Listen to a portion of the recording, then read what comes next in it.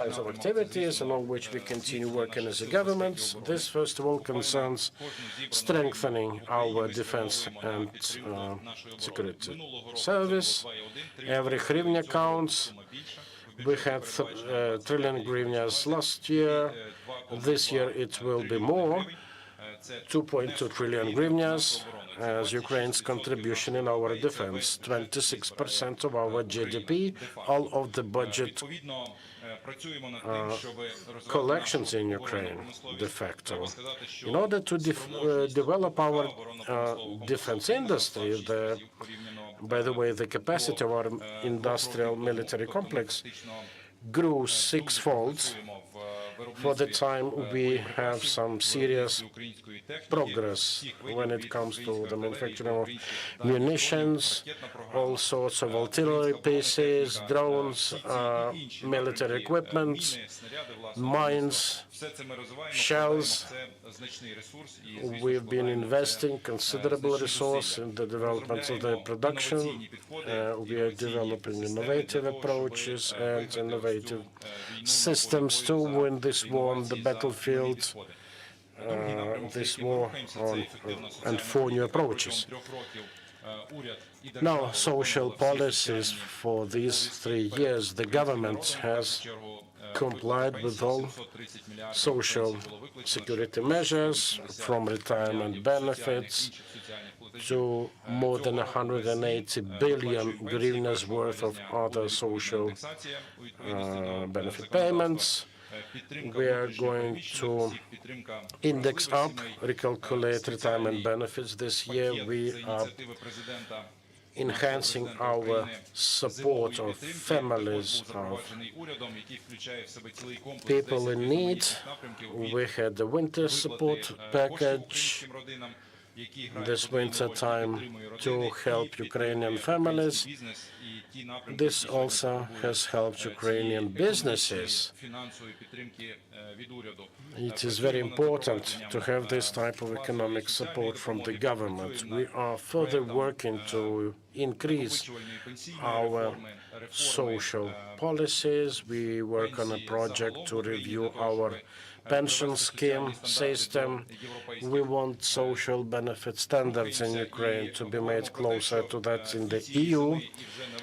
And already this winter and in the upcoming spring, we will see new ideas from the government how to better support the Ukrainian nationals.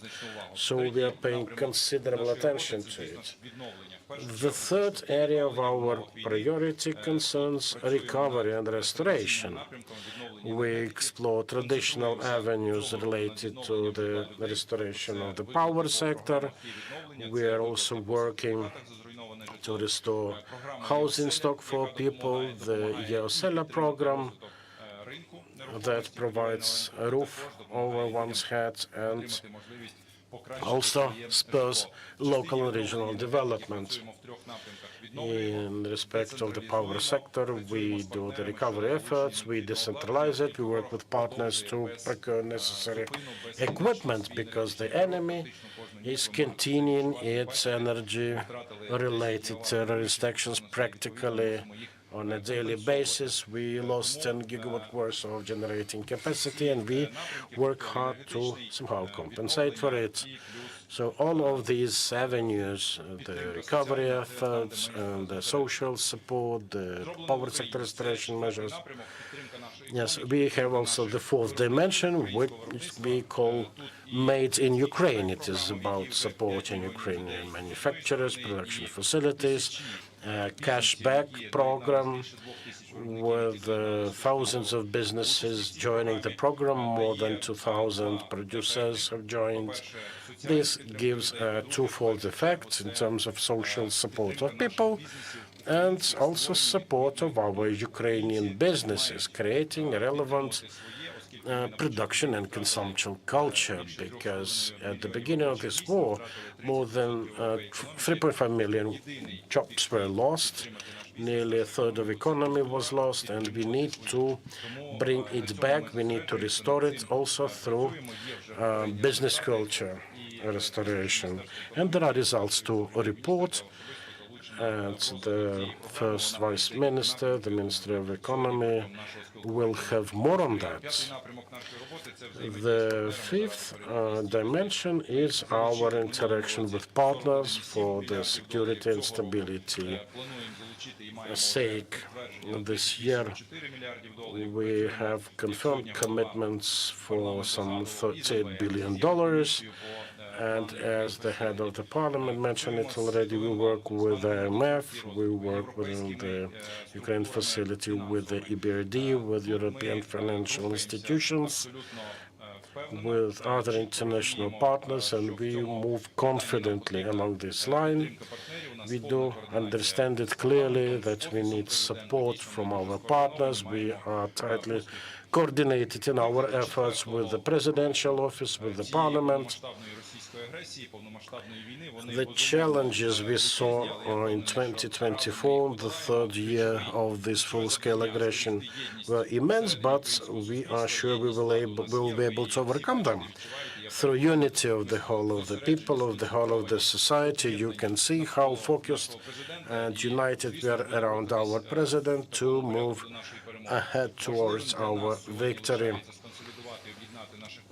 The most important part for today is to consolidate, to unite our partners. It's important to have this dialogue with the media, with societies supporting us, feeling for Ukraine. And we will continue this work, again, with big thanks to our defenders. Together we will stand, together we will win. Glory to Ukraine.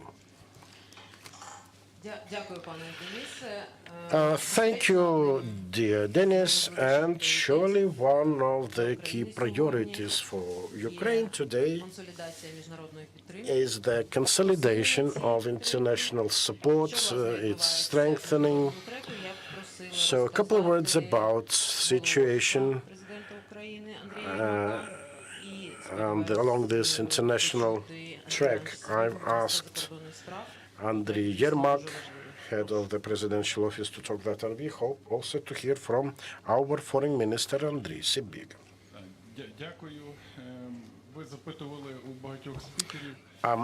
Thank you. You asked many speakers what the diplomatic service has been living with, breathing with.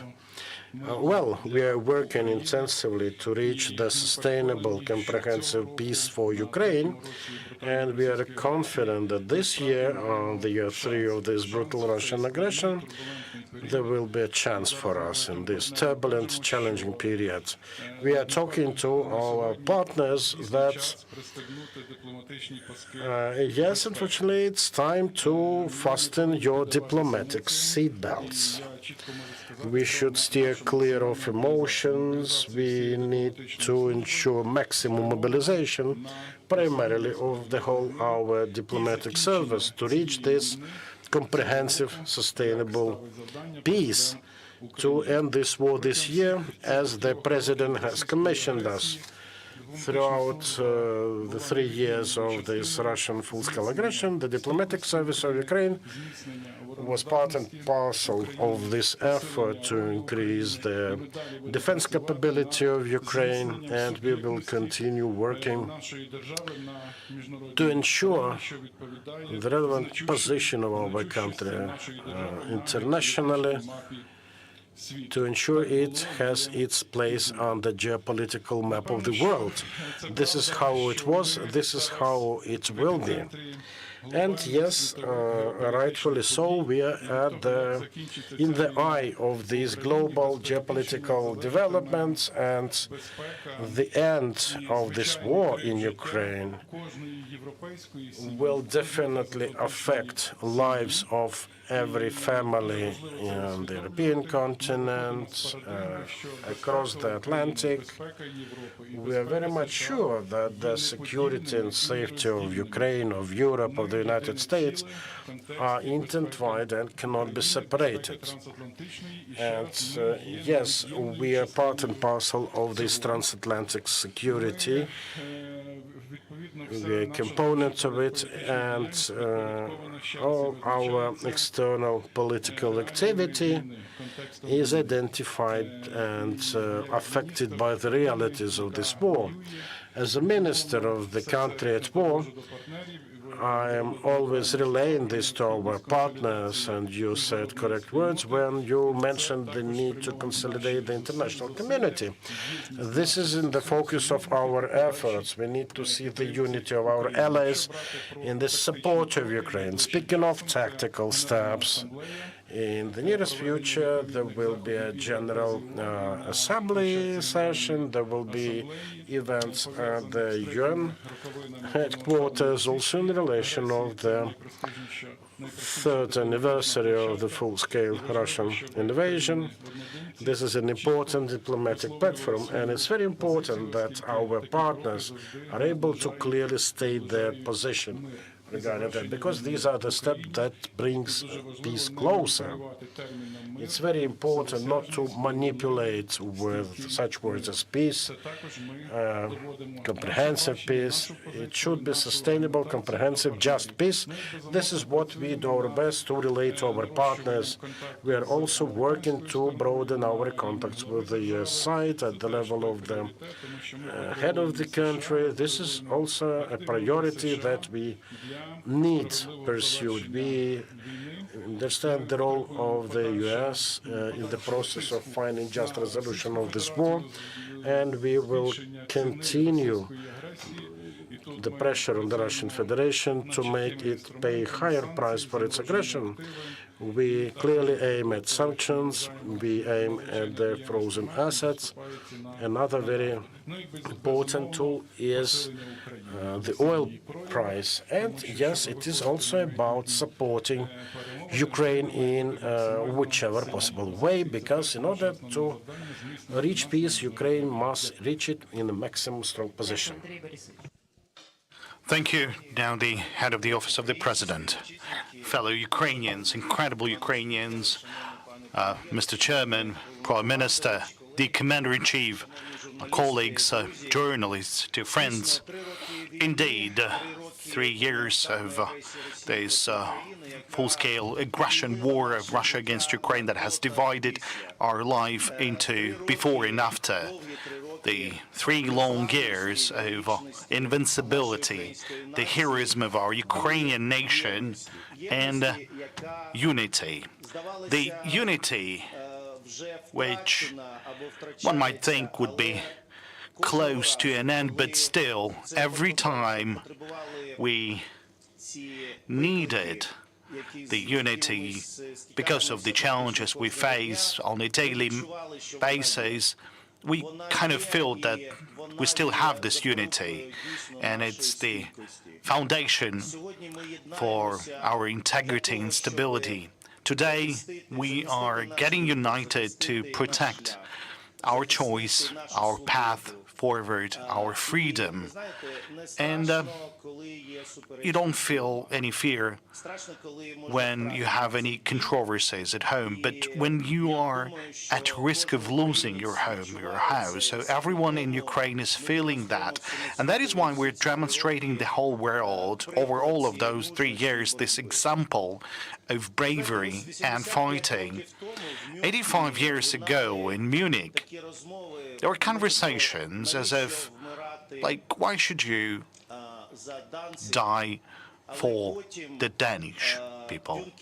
But then the Dunkirk gave an answer to all of those questions. And I think today we are witnessing the rapid changes in the world, and we once again face with the question, which world do we want to live in? And surely I want to agree with the minister, and what he said is that the future of the Europe and the future of the world will depend on how the war will end. And that is why the position of the president and his whole team remains unchanged. There cannot be any compromises with our intelligence, with our independence, territorial sovereignty and integrity.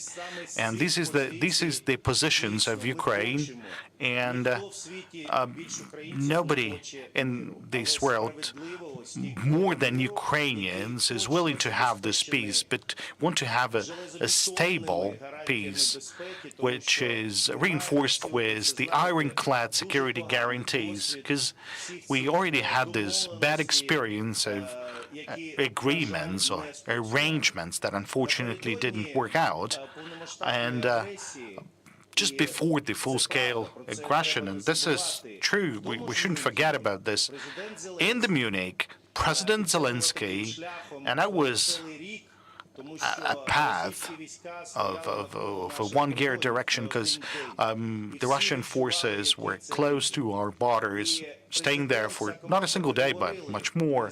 And the president and the whole team was kind of saying that we were demanding for that motto that the world has used for many years, like never before, to once again make sure it had to be implemented. But unfortunately, not the preventive sanctions, not the weapons for Ukraine, nothing like that took place to deter this aggression somehow. Unfortunately, this aggression took place, and unfortunately, today we're talking about sanctions, but these strong sanctions, they started to work not at once. Today, we already have a significant package of sanctions. They truly work, but because today we truly see this ability, this moment when this war can definitely be stopped, and at this point I would like to once again reinforce that for Ukrainians it really matters a lot how this war would be stopped, because that's our future, which security guarantees would be the foundation for this end of the war. So talking about the international directions and the activity of the President of Ukraine, which is something that is supported by the Office of the President. So these are the principles that laid the foundation to all of the work we are doing, the representation of Ukraine at all the international platforms. And you know that over the past 3 years, the representation of Ukraine in a variety of international platforms is unprecedented, and the relations that we have built with all the continents of the world, well, these are unique. We've never had something like that before. Unfortunately, this is happening because of the tragedy, because of the war, but this is also about the tomorrow, about the future. Ukraine is currently respected in the world, and truly it's counted on as a very serious and influential and reliable partner for the future. This is the kind of profound aspects for our position. So this is the positions that we're using in our conversations with our partners. And definitely we are doing everything possible in order not to lose this unity of many countries. And surely you remember, and I believe that the first inauguration summit of the peace formula has collected over 100 countries around the Ukraine. Our goal is not to lose this unity, to engage new countries.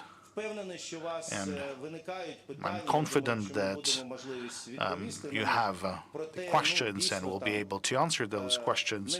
But surely, not all of those relations are easy, but I believe that we need to keep working. And globally, all of our partners today are with us, but the teams are changing, the elections are taking place, so we on our side need to work around the clock, because the front line, it's not where the fightings take place, but it's throughout Ukraine. There is political, there's economic front line, there's many others. So we have a very clear and strong position today, but still we will have a very difficult work that follows in order to finish this war with a fair and stable peace, which is important not only to us, but will be supported with the security guarantees based on the international law, based on our independence and our territorial integrity and sovereignty. Thank you. We thank to the head of the office of the President of Ukraine. I would like to pass the floor in continuation to the thoughts that we've just heard, that there is different front line. So we'll go to the economic front line, and we'll have Yulia Sverdenko. So how strong is the Ukraine's economy? What are the challenges? So, good afternoon, fellow colleagues, and I would like to start with the fact that you might have admitted, but it's strategically important. In Ukraine, we still have the factories being produced and developed in the field of agriculture, machining, and many other spheres, and it means that both the Ukrainian and foreign companies are supporting our faith and future in the victory with their own investments. Surely, our focus in the economic stability and self-sufficiency, the fourth year of the full-scale war, we are meeting with these figures of gradual recovery of the economic levels, because we had a drop of 30% of GDP.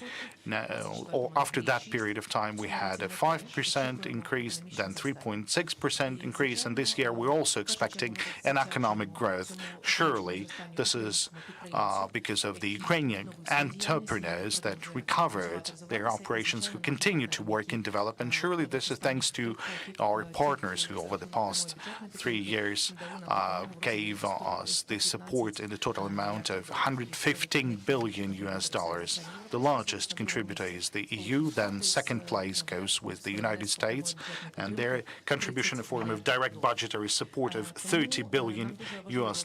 So it's important for us to continue this support from the partners and to focus on the Ukrainian producers. And the previous year for me was this all-around program Made in Ukraine that has united not only the national cashback program that was mentioned by the Prime Minister, but it was grants to support the machining, the processing industries, and other Ukrainian producers. So this year we shall continue with this program. We shall continue with the implementation of the program to overcome the unemployment, which unfortunately we have.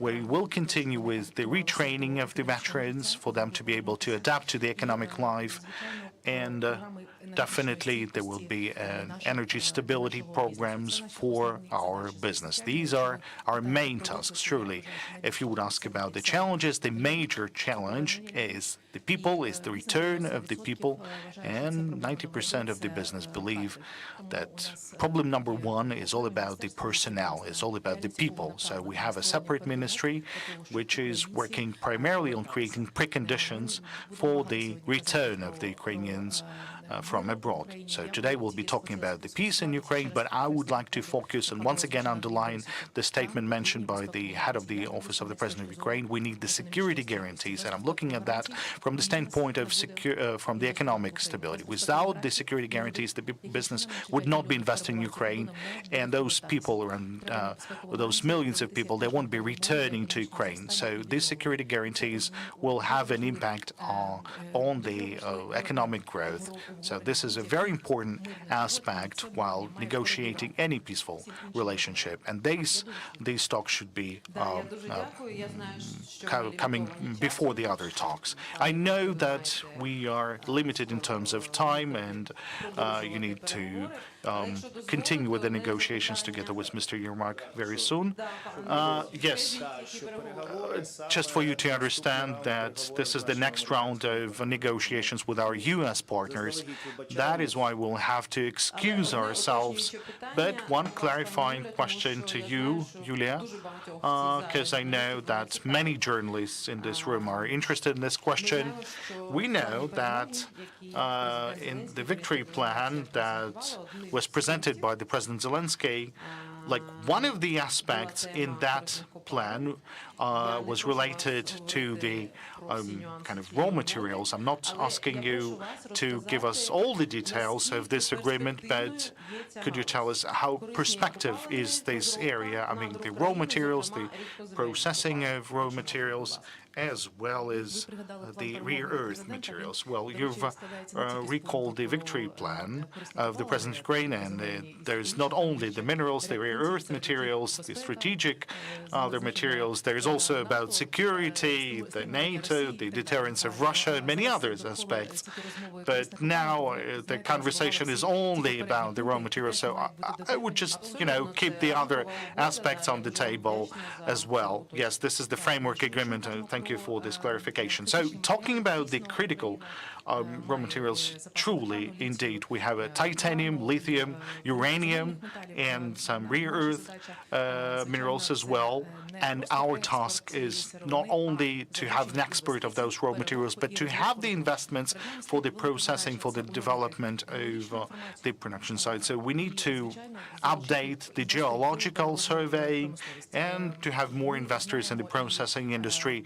We have the information that, unfortunately, on those temporarily occupied territories, there's a lot of critical raw materials, and we understand that these are the resources that, unfortunately, are under control of the aggressor, and the titanium could be used for the aviation, for the defense industry, for medical industry, so it will be used against us in this fight. So, of course, our task is that to make sure that all those raw materials that are located on the territories under control of the Ukrainian government would be used for processing as well and for our industries as well.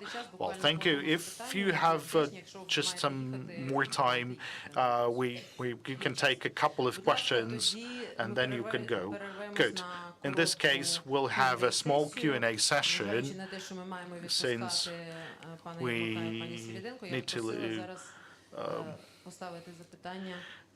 make sure that we'll have all the possibilities for asking the questions. So, Ukrainian news, Ukrainські новини, please. Sergey, I saw you in the room, so please, you have the floor. But don't forget about using the microphone. So good afternoon. Thank you for the possibility to ask a question. I had a question more to the head of the Security Service of Ukraine, but since there is a possibility to ask a question to the head of the Office of the President, then maybe Vasyl Vasylyevich could amend the answer. We know that very recently the Security Service of Ukraine has claimed that the Russian special services have kind of activated their work. So what are the major threats and challenges that you would underline? And surely if the head of the Security Service of Ukraine would be able to amend you, then that would be wonderful. Well, I cannot give any assessments to that because the Office of the President of Ukraine is not a law enforcement agency. We're not dealing with the security matters in the areas which are covered by the Security Service of Ukraine. But I can tell you what we feel right now.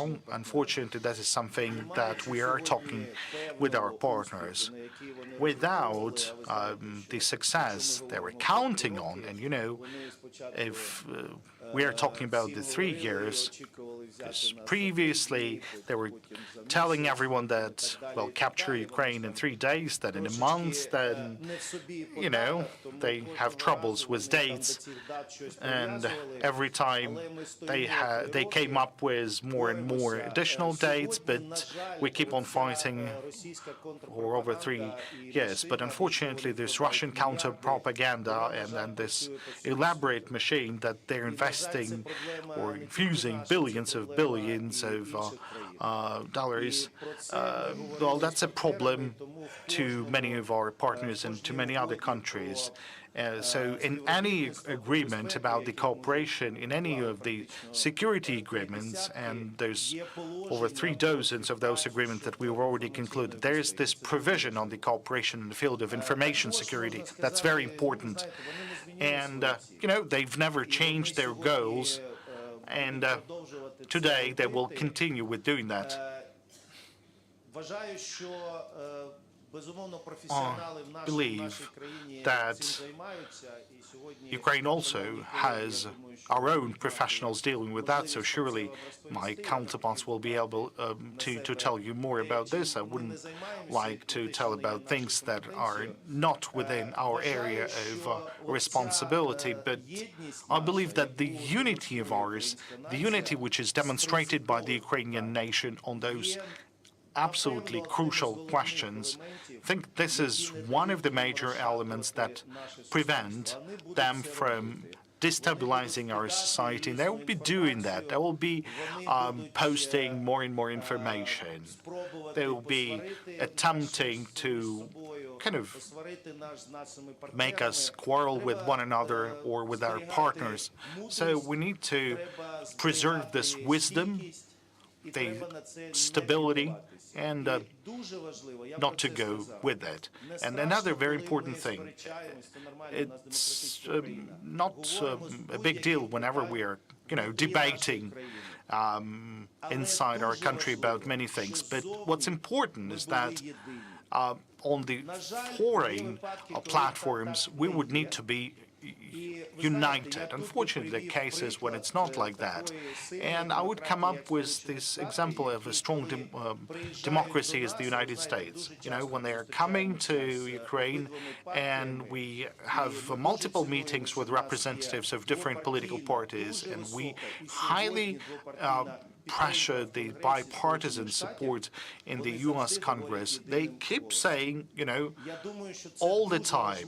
And I think this is very important. And I think that our democracy, which is fighting for ourselves, then that is the example we need to take into account. Because the way we portray ourselves outside, it's important for further deterring of Russian provocations and attacks. Thank you. So we have a lot of journalists and a lot of guests. So please raise your tables. Please, Forbes Ukraine. I need to compliment with the words of Andrei Borisovich. Yes, please. I apologize. So I thank Andrei Borisovich for his statement. Let me to thank for the question. So the Security Service of Ukraine is the law enforcement agency of a special nature. We deal with counterintelligence. We are part of the defense forces, so we perform our certain activities on the front line. But in part of Russian special services, they continue their round-the-clock investigative and subversive activity. I can tell you the following. Over 3 years, we have identified 102 intelligence networks, including the top-level intelligence networks that were planning to neutralize the top leaders of Ukraine. Just last year, one day before the inauguration of Putin, these networks, they were trying to organize the assassination of General Budanov. And the control was provided directly from Lubyanka. And the Department of National Security security was engaged in all those. So those who had to, who were responsible for the security of our top leadership, they were engaged in that. So we detained them already at a stage of the execution of that event. That was definitely a failure for them, and Putin has dismissed the Lieutenant General Beseda, his dearest friend. So we have all the evidences, all the papers. We've documented all the curators from the FSB, Perlin, and all of his personnel in the department that directly sent the targets, the goals. They were paying the money, but we were in control of these payments, so we collected all this information. They failed, and after that, the GRU decided to came up with our own actions, and in addition to the attempt to assassinate General Budanov, they were trying to assassinate me. They planned a terrorist attack in one of the construction companies, construction supermarkets, and at a rush hour after 6 p.m. there is a lot of people, so they were supposing to plant the explosives in these construction supermarkets. But thankfully, thanks to this covert and overt methods, we've managed to document everything. We cleared everything, and then the official representative of the GRU has collected all that, all the evidences. So we defend our land, and they're acting as a terrorist when they're trying to artificially tie us to certain crimes that we have no relation to, but we officially document all of their attempts. Surely they're trying to provide us, to impact us informationally. They conduct special information operations, the informational psychological operations. It's important that our citizens would maintain their unity and abide by the law. We continue to work round the clock. Of course, I would like to mention, but I cannot uncover all the methods that we are using, because that would be a big present to the Russians. But the operational situation in Ukraine is under control of our agency, and it will be the same. So good, thanks you. Now, Forbes Ukraine, you have a chance to ask your question.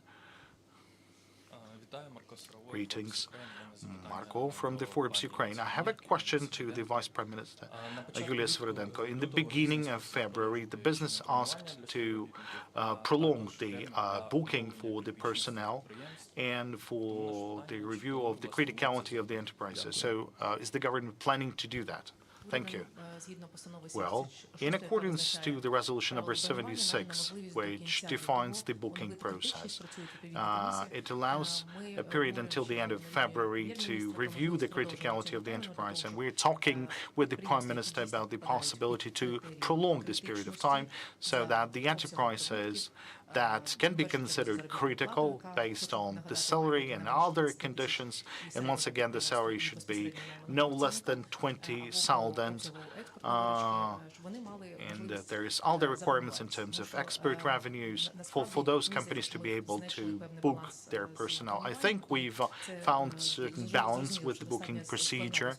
This is a very complicated discussion, but still we found the balance that allows the business that truly works, that pays the taxes, to have a chance to book up to 50% of the total employees if they're providing their own contribution to the budget. They're supporting the security and defense sector. So the booking continues, it's working. And if the companies are not able to review this criticality status until the end of February, we continue this conversation. Hopefully we'll be able to prolong it till for 2 weeks.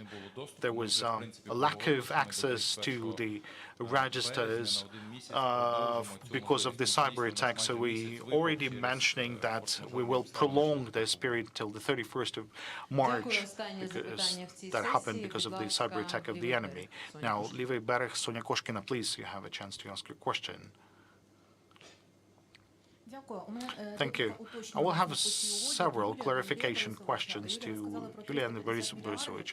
Yulia, you mentioned 350 billion.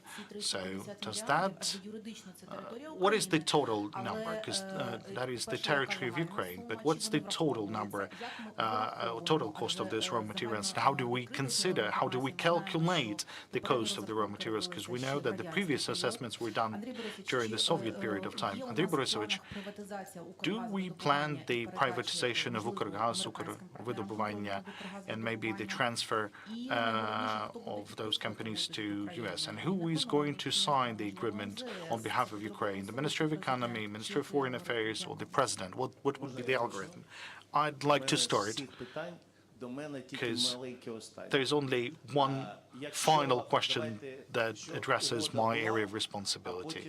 So at first, let's have this agreement finalized, and then we'll define the authorized official to sign that. The rest aspects, the privatization and other things, that's not a question to me. There is the representatives of the government, so I believe they'll be able to answer this question. And this question was about the privatization of Ukrgaz Wydobywanie.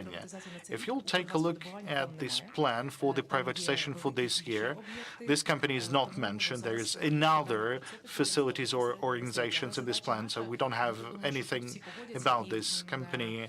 But I think everyone would agree with that you will see that the government at every session is trying to make sure that if there are companies subordinated to the ministry or to the state fund, to give them to the private owners. So if you would take a look, over the past 3 years, we had 18.3 billion hryvnia of income as the result of the privatization. So definitely we are interested in the search of the effective owners. 350 billion. This is the total cost for the temporarily occupied territories, and we continue the cost assessment. You are correct that the geological surveying information is a bit obsolete, so we had some of the information as of 1946, as of 1960, so unfortunately we would be using this data so far, but once again I would like to say that we need to do the geological surveying and confirm the stockpiles of the raw materials that are available to us. But what we can count is the resources that are available on paper and the cost that is available in the open sources. So surely we would need to reconfirm all of that, and we don't want to be public with regards to the figures. Just a little addition.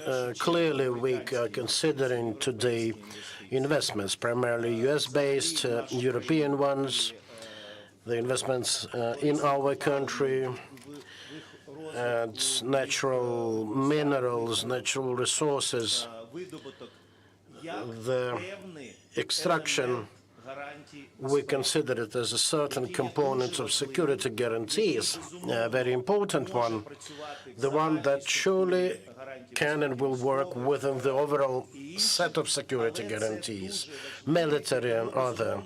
Yet still this is very important, and because of that we clearly continue this dialogue with our partners. No one has refused from anything. We have a normal working process going on. And yes, it can last for a day, for months, but please believe me, an agreement that we think may appear, it will have to correspond to the national interests of Ukraine and be of interest for our foreign partners. This is what we are working on. And I'd like to ask an excuse for me and Julia. We are having to move elsewhere to continue work. No, not to the US. It won't be enough time for us because it will take time. But we have another meeting scheduled in 20 minutes. Thank you. Yeah, thank you, Henry. Thank you, Julia.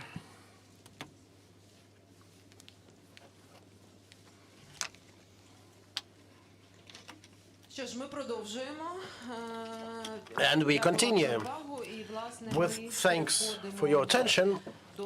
I'd like to announce another topic of our discussion panel. It's about the defense capacity and capability of Ukraine on the end of the third year of this war. Security and defense forces, our own military and defense production. These are all the topics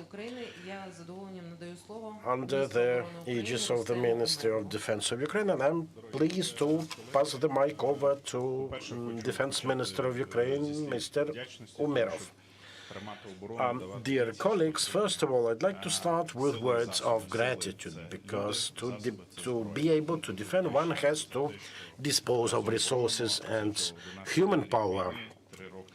And actually, we are on year 11th of the war, with 3 years passed since the beginning of the full-scale aggression. Yes, the war demands defense forces to be created, and that prompted us shifting some of our approaches towards making these forces. We have changed our position on how to create them. We want to provide our defenders with more opportunities as regards mobilization, as regards recruiting and military training. The recruiting, the military training topics, we invite private companies there. We try to test new approaches with a specific focus on practical skills, psychological resilience, and stamina. We want to improve our training standards, making them closer to real military action. We have introduced a new contract, 1824, which provides everyone aged between 18 and 24 to become to willingly join army and to select a troop, a brigade to serve in. In respect of recruiting, we are opening more training centers. We are currently offering about 50,000 consultations for those willing to join the army, and we expand our recruiting network. We also continue our digitization efforts. This is a reality now. It works for our victory. We have two very powerful apps, Reserve Plus and Army Plus, with more than 4 million active users in Reserve Plus and more than 400,000 of them for Army Plus. These are very important digital platforms for the servicemen, for the reservists. This helps us dealing with mobilization, recruitment processes. We also have Delta and Veja applications, very important for situational awareness of our commanders. They give our commanders a good command of the battlefield. There is also another step, which is about reforming the military health commissions.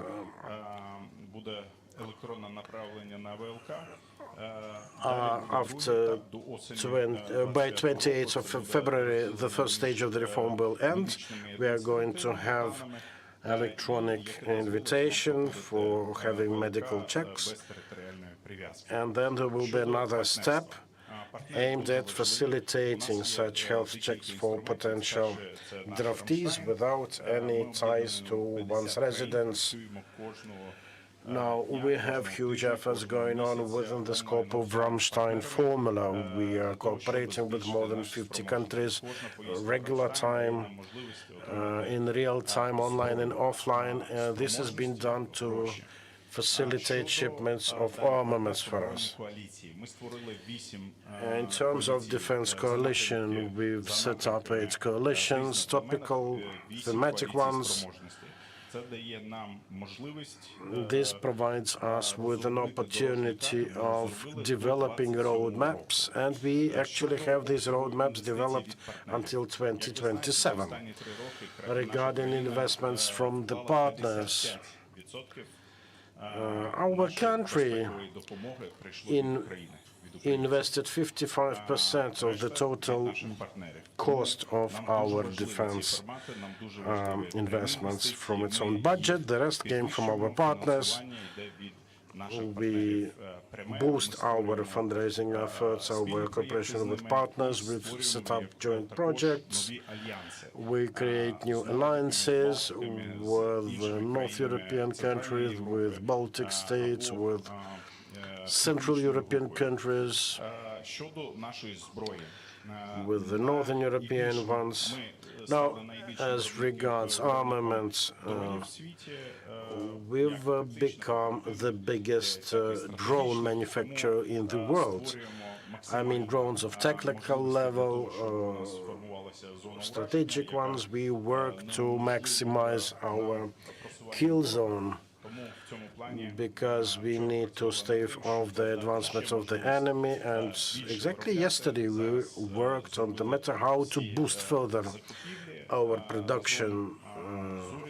We've streamlined all the procurements on the topic, and together with the government and country leaders, we continue working to remain #1 manufacturer of electronic warfare and drone equipment. And 86% of the total drones consumed by the army are being produced or assembled in Ukraine. As the head of the cabinet already mentioned, that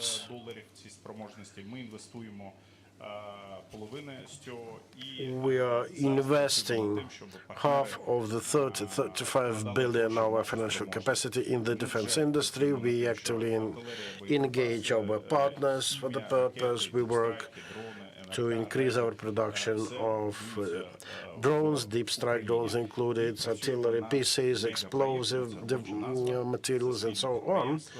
And we also have a mega project to produce intercepting aerial defense drones, deep striking drones.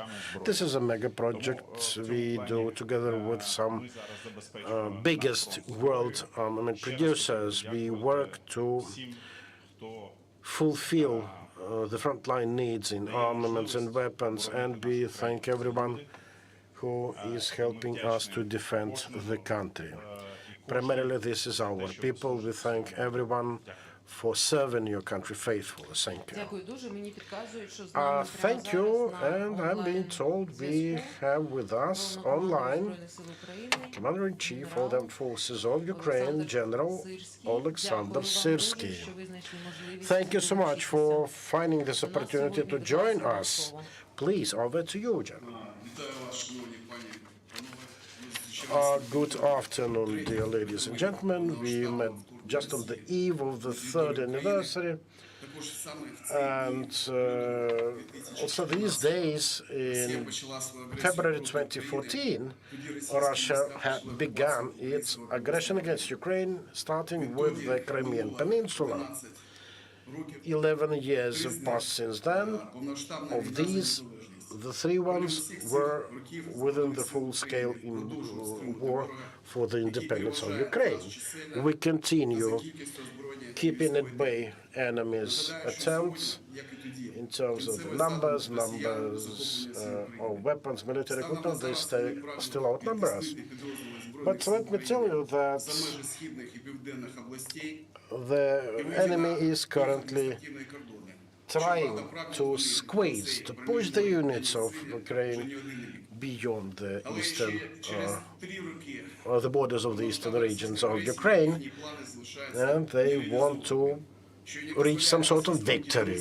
Still, most of their plan remains unfulfilled. That prevents the Russian leadership from declaring victory. Our key task is to beat the enemy, to wage fight. I am proud of Ukrainian warriors for their exemplary readiness to sacrifice and fight.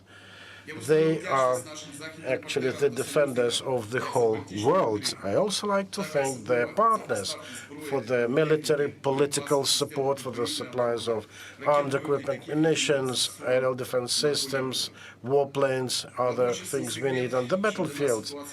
No secret, our situation with army supplies remains a challenging one. We are making very important solutions and decisions to ensure our armed forces are provided with everything they need. In conditions of the high-tech war, as the Russia-Ukrainian one surely is, we need to strengthen our army from inside.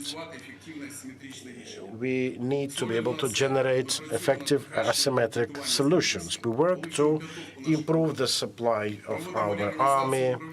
We reorganize the management of the forces and the units. We are switching for permanently active corps. Inside the army, we are expanding our own production of munitions, drones. We have a clear priority for technical high-tech solutions. We work to develop UAVs, sea drones, and this is the experience that sometimes enemy copycats from us. We increase our strikes of their territories, of their arsenals, the military production facilities, oil refineries, other important facilities used by Russia in its war against us. We made them our targets. Deep strike that possibilities that Ukraine currently has can reach more than 1,700 kilometers, and we continue to work to make it further. In 2024, the special forces of Ukraine were able to carry out about 130 special operations, targeting some 377 important targets in Russia. In the past year, the government provided the front line with more than 1.3 million drones, and we want to increase the number. The enemy is feeling the brunt of our FPVs.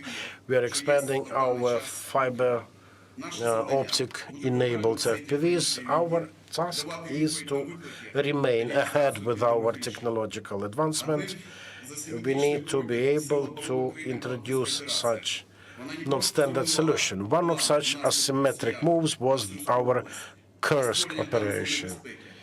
It not only destroyed the plan of the Russians to create the so-called security zone along the northern borders of Ukraine, but now, 6 months since the start of the operation, we can say that the operation is fully complying with its stated mission, and we continue controlling quite a sizable piece of the Russian territory, effectively destroying not just the Russian troops, but also their North Korean friends.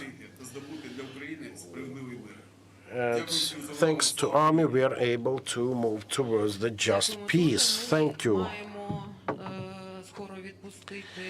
Thank you. We definitely will have to let General Zelenskyy go to tend to his business. So I suggest we quickly move for a Q&A session for Rustem Umerov and Alexander Sivsky. Please, Ukrinform, please.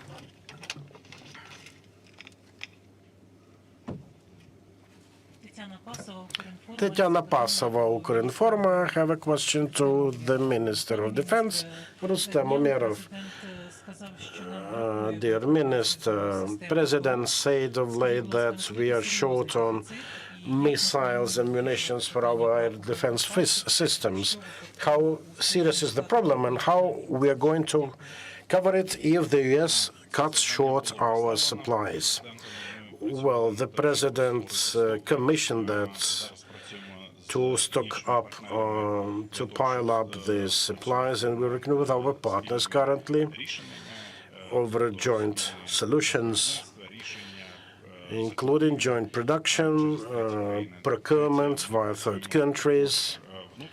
We're also working internally to boost our domestic production to somehow improve the situation. The situation is generally under control, and we will continue researching every avenue to resolve the matter. So at the moment, the situation is under control. And again, we look for more sustainable solutions of it. The U.S. assistance is very powerful, very strong in this respect, and we intend, together with partners, to resolve the matter. Thank you. And I think we have to give a chance to our foreign media representatives, many of them here. We thank you for your support of Ukraine. The voice of Ukraine has to be heard across the world. Please, Sky News. Thank you. I'm Deborah Haynes from Sky News. I've got a question for the Foreign Minister, please. Are you planning to withdraw the Ukraine proposal, the Ukraine resolution, at the United Nations to make way for this watered-down US draft? Or are you standing firm, and are you worried that the US is trying to whitewash Russia's war in Ukraine? And a question for General Sersky, if it's possible, please.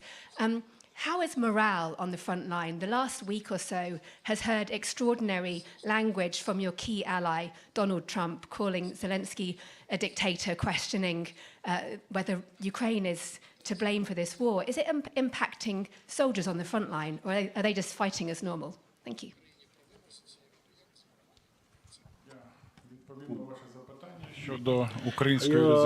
Let me answer your question regarding the Ukrainian resolution in the UN. In the context of the third anniversary of Russia's full-scale invasion, Ukraine did initiate in the UNGA a relevant draft resolution. Diplomatic work had been started well in advance, and by the deadline, we had 56 countries ready to co-sponsor it. A considerable number of nations, like-minded nations, that support Ukrainian side. But it is more about principles, because the Ukrainian resolution about the support of territorial integrity and sovereignty, but even more about the support of the international law and the UN Charter. Last Friday, in our Ukrainian representation there, the U.S. party notified us of their intention to motion a very short, concise resolution, also in the context of the third anniversary of the war against Ukraine. These are not mutually excluding processes to start with, because the Ukrainian resolution focuses exactly on the date, on the agreed position that has been shaped in the UN since the beginning of the full-scale invasion. So this resolution has been registered as well, registered to be motioned for the special UNGA session. The diplomatic process is going on, and I myself, as a minister, had 22 phone talks within the past 24 hours. I also had communications with, and other sorts of exchange of messages with my colleagues, and we have support, because in order to have relevant decisions, we need to understand the position of the partners. And the partners that co-sponsored our resolution, allow me telling you that we have strong support from all our partners. Our resolution will be motioned for the voting procedure at the UNGA. Thank you. Now, Mr. General, maybe you did not hear the interpretation.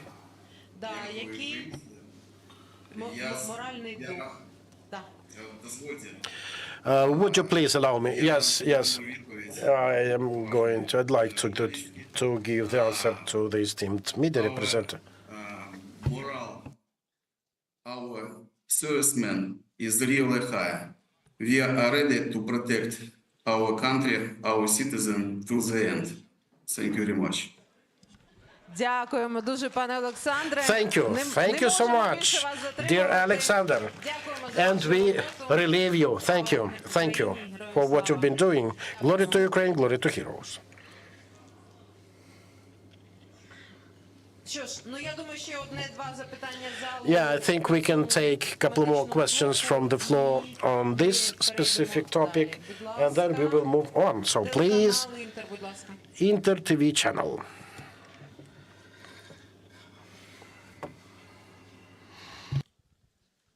Усім доброго дня. Hi, everyone. Two small questions До міністра оборони і to the defense minister and to the commander-in-chief. Well, we let the... Oh, no. The commander-in-chief is still with us. Okay. So the question to defense minister, there's information in the media about US sort of being ready to cut off the Starlink connectivity. Is this a problem, and what are the alternatives for our army? And a question to Mr. Zelenskyy. You announced the core system to be introduced. How it will be different from the existing system of managing troops? What will be the benefit? Okay, regarding Starlinks, Kirill Budanov is going to confirm or disprove it, but we are already working on it. There are alternatives. We are not going to disclose it.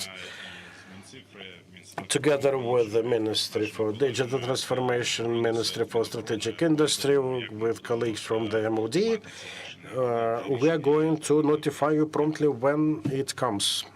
But there are alternatives. Thank you for the question. Yes, we are making conclusions from our active action experience. One of the questions concerns the performance of management of units, and this is exactly about ways of improving the whole management administration structure. At the moment, we have a structure that have temporary interim, like tactical task force, operational technical task force.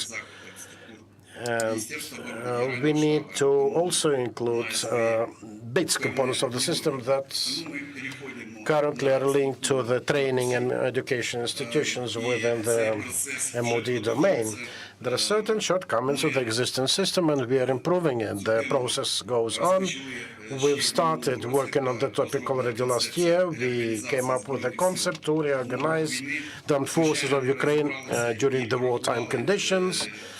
We looked into details. We calculated all related models, corps-related model, division-related model. For our circumstances, a corps-related model has been found as the most promising and suitable ones. So we have 5 corps in mind. 3 of them have been already established, and they've already proved their worth. In short time, we will create the management of the commanding management of 3 more corps, and these will be created based on the operational command centers, headquarters of different forces. The most capable officers will be promoted to command the corps. So the process goes on. I do hope that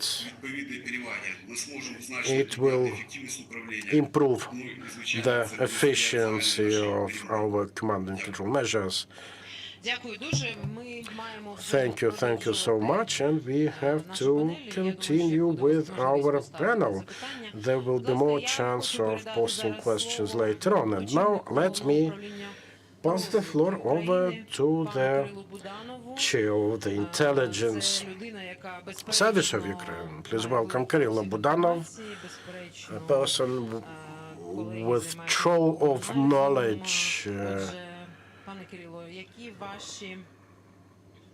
based on the analysis carried out by his service. So, dear Kirill, what are your expectations? What are the prospects? Please share the information you can share. Yeah, thank you. Hello, everyone. First of all, one has to remember intelligence service is always in charge of the assessment of the enemy. It's about understanding the enemy. This is what it assesses. And forecasts are based on one's in-depth understanding of what the other party is up to. So as we reached the 3rd anniversary of the full-scale invasion and actually the 11th year of the war of Russian Federation against us, I would like to tell you some interesting conclusions. First of all,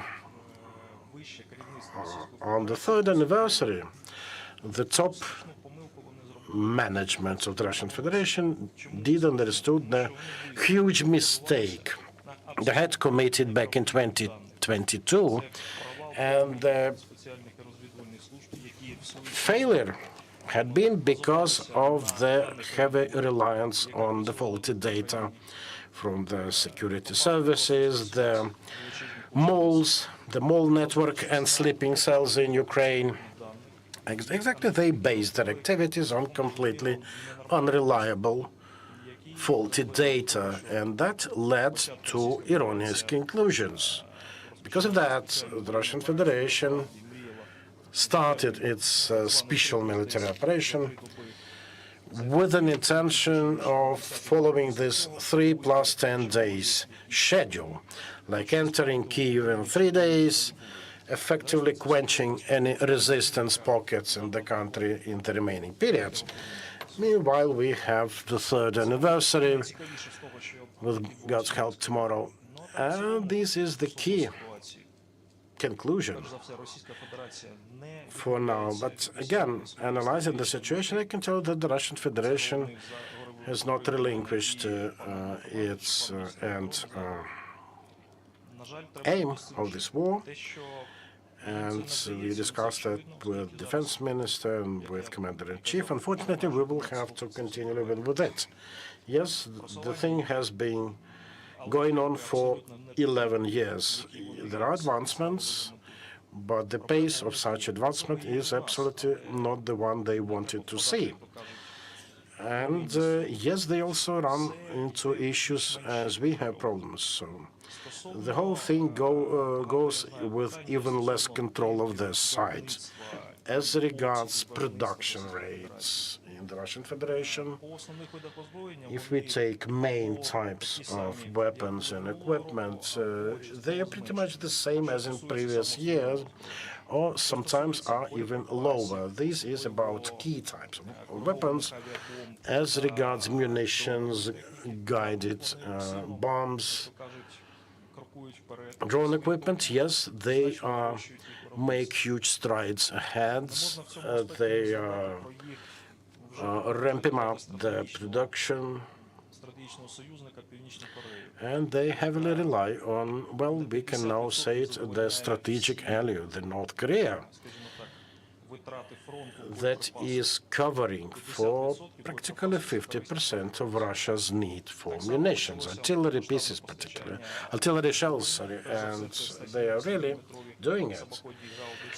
155 self-propelled howitzers, the MLRS systems, they are there, they're from the North Korea.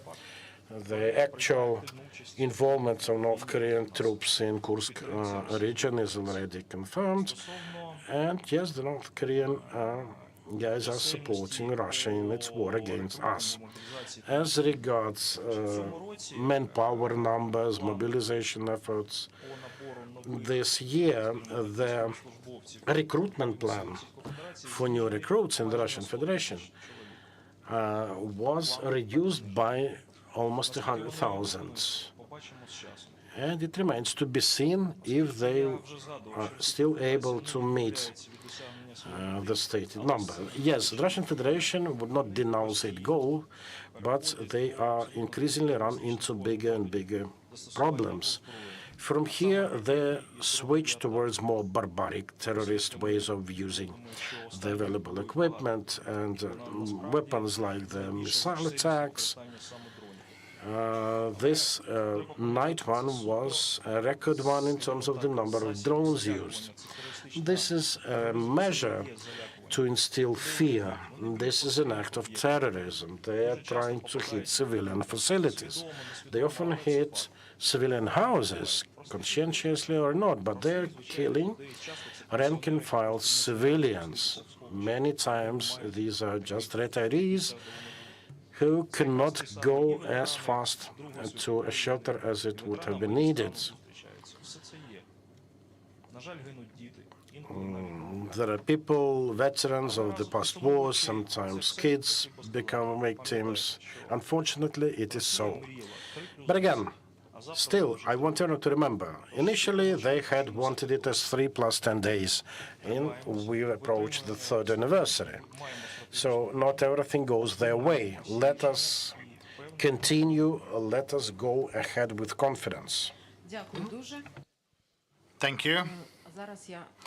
And now I'd like to pass the floor to another person, official, who's also one of the biggest experts in the area, which we call balovna, literally translated as cotton, because the security service of Ukraine produces a lot of wonderful surprises for our enemy, both on the front lines and deep in the air.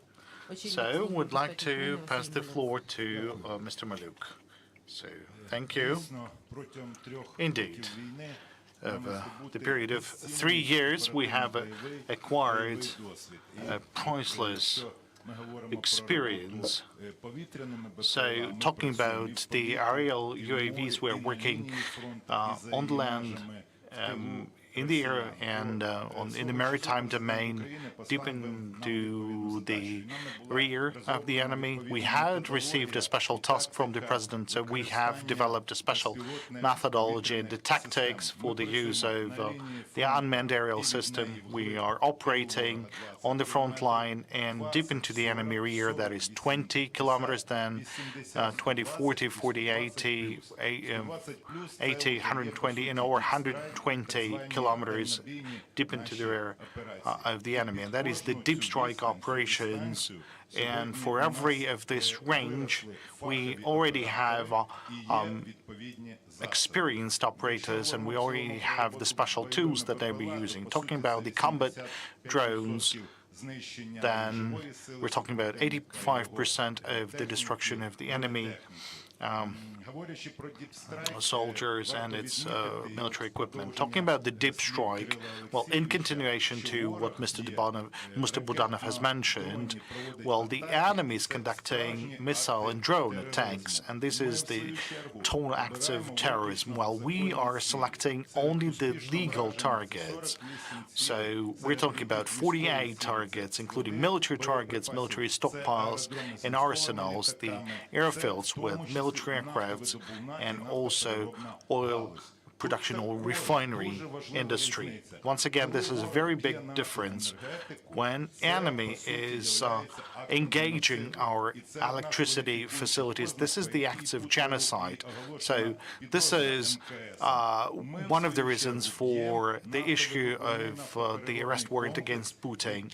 While we are targeting the oil refinery facilities that are officially used for the funding wing of the Ministry of Defense of Russia. So this is the official recognition of Russians, and we have documents to support that. And starting from the spring of last year, they have stopped their export of gasoline. They're sustaining a lot of damages. So in the US dollars equivalent, we're talking about something around 11 billion. That was the lost revenues amount. Plus, you all remember the arsenal in the vicinity of the Torapet settlement. There were a total of 4 earthquakes as the result of that, and we've destroyed 160 tons of enemy ammunition, plus half of the ammunition in 120-millimeter mines for the mortars. And this is something that their military is using pretty heavily.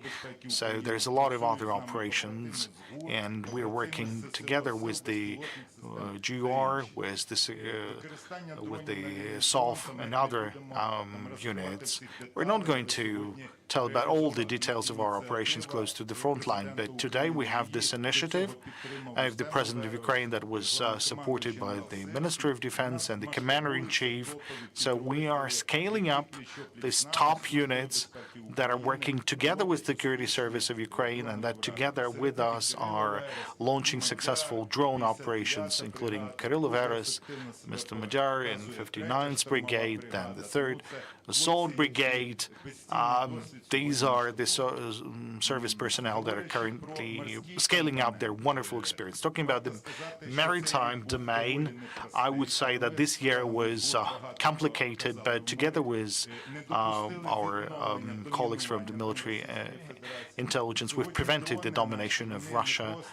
And currently, our drones that are not only the drones that are working in kamikaze mode, these are the comprehensive platforms. They already have the machine guns, plus we have FPV drones. We are using a variety of systems for doing the remote mine laying. One of the last missions in the Kerch Strait, we've destroyed one of the barges, and it was used for the transporting of military equipment. And it's a high-range engagement, and they've managed to identify our drones at a certain period of time, but they were unable to destroy our systems because the AI is working, our systems is working. I'm not going to give too much of our details or specifications. Surely you understand the reason behind that. And the Security Service of Ukraine is the counterintelligence agency, so we deal with counterintelligence, special law enforcement activity. And in my answer to the previous question, I gave you an answer regarding the intelligence networks and other threats coming from the Russian special services. But I have to mention that since the beginning of the full-scale invasion, we've issued the special decisions against many of the citizens. There's already court decisions. The court is procedurally independent. Surely we are not interfering with his job, but there's already the sentences in the form of imprisonment for 12 to 15 years. And in case of kind of top agents, they could have a life imprisonment, so they're working very good. As I've already mentioned, the operational situation remains under control, but a lot depends on our unity. That is why I have to ask all of our citizens and partners. But we have to understand that we're living right now at a very responsible time, so we need to accumulate all this experience and to hold on over the next weeks and months and to show the respective result. Thank you for your attention. Glory to Ukraine. We thank you, and we are coming close to the end of our session. We have one more speaker, and after that, there will be a Q&A session.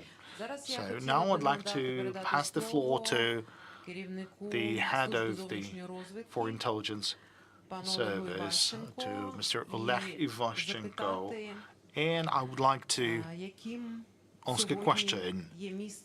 What is the role of Ukraine in the geopolitical map of the world? It's hard to say anything about the achievements during the times of war, but I think one of the most important aspects is the unity and the cohesion of Ukrainians at this period of time, and the identity of Ukrainians that we have developed. So thank you. Good afternoon, everyone. Today, all of us are witnessing the very significant tectonic changes in all the areas, in the military field, in political field, and this is primarily affecting Europe and then the world. And all of that is the result of Russia's destructive actions. The war that Russia started back in 2014, and already we have the 3 years of the full-scale war. And the Ukrainian foreign intelligence understands and tackles the challenges we currently face. We understand the challenges of the future. Now, I'm not going to mention the aspects that were raised by the previous speakers. Instead, I would like to say that we clearly understand what is happening inside the Russian Federation as of now. What are the plans? What are the processes? I mean, plans with respect to Ukraine, with respect to the other foreign countries. We've studied, we continue to study the weak sides of the enemy and about strong sides of the enemy. We are aware of their plans, at least until 2030. Whether Russian Federation is willing to stop this war, no, they don't.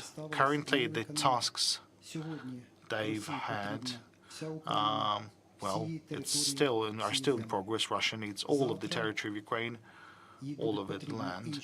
And tomorrow, they will need for other countries of the Eastern Europe and then the Central Asian countries. Now, as for the ceasefire, indeed, Russia needs that. Russia needs to hold its breath in order to recover the economy, in order to stockpile additional resources and prepare the armed forces to regroup their units and to proceed with a new aggression against Ukraine. Russia, well, without the Ukraine and the Belarus, and they've almost completed with the occupation of Belarus, they cannot consider themselves as the empire without Ukraine and Belarus. As of speaking of economy, it's weak, and it has kind of a declining trend, and everything they've stockpiled over the period of Putin's rule, they've already used that, and over the next year, we might see some difficult and irreversible trends in their economy, which is right. The enemy has to pay a very significant price for unleashing this war, has to reimburse the damages caused to Ukraine and to our partners. The rhetorics of Russian Federation with regards to the nuclear weapons and the intimidation of Europe, the intimidation of Ukraine, the attempt is all about attempting to create some positions for negotiation. Now, what do we see here? We can see some challenges, technical issues in terms of maintaining and servicing and securing this types of weapons, and unfortunately, this is not only related to the nuclear weapons, but also the nuclear power stations. We're talking about the technical condition of the Leningrad nuclear power plant, and over the recent period of time, there have been 7 emergencies at this nuclear power plant, and this could result in large-scale catastrophes. And the same goes for the new nuclear facilities that Russia has been operating, and that Russia is attempting to kind of help the rest of the world. As an example, there is Belarusian nuclear power plant, and there is constant malfunctions. And these malfunctions might result in a series of consequences for not only for Ukraine but to the European countries as well. As for the production of weapons, you've already heard the information from the head of military intelligence. But just to add, Russian Federation plans to produce over 7 million of large caliber artillery shells and mines. This is for this year, and Russia clearly understands that it produces more of those than all the rest of the countries together. The production of long-range precision missiles. So this year, they're planning to produce over 3,000 of such missiles. Now, these are the striking capabilities of Russia that are daily used to destroy our infrastructure. I would like also to mention some of the informational threats and challenges. This was already mentioned by the head of the Office of the President and head of the Security Service of Ukraine. Currently, we have a very significant, if not to say critical, level of threat. This is particularly related to our citizens of Ukraine that are currently located abroad, temporarily located abroad. This is also related to the leadership of our country, the security force, and Ukrainians. This is not the complete list of the challenges and threats that exist for Ukraine. The intelligence agencies understand all those challenges, and we counter them. Currently, one of the main tasks for the intelligence is to restore the territorial integrity and sovereignty of Ukraine and to ensure the sustainable peace. I thank you for your attention. Thank you.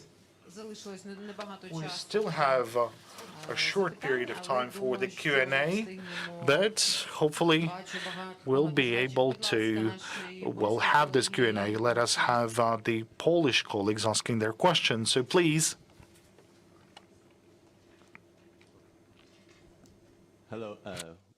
We are the Japanese media, Nikkei, and we are very much concerned about the North Korean threat to us, and that it's our neighbor. So can you tell us a bit about the situation on the ground in Kursk, where North Koreans are fighting against Ukrainian forces?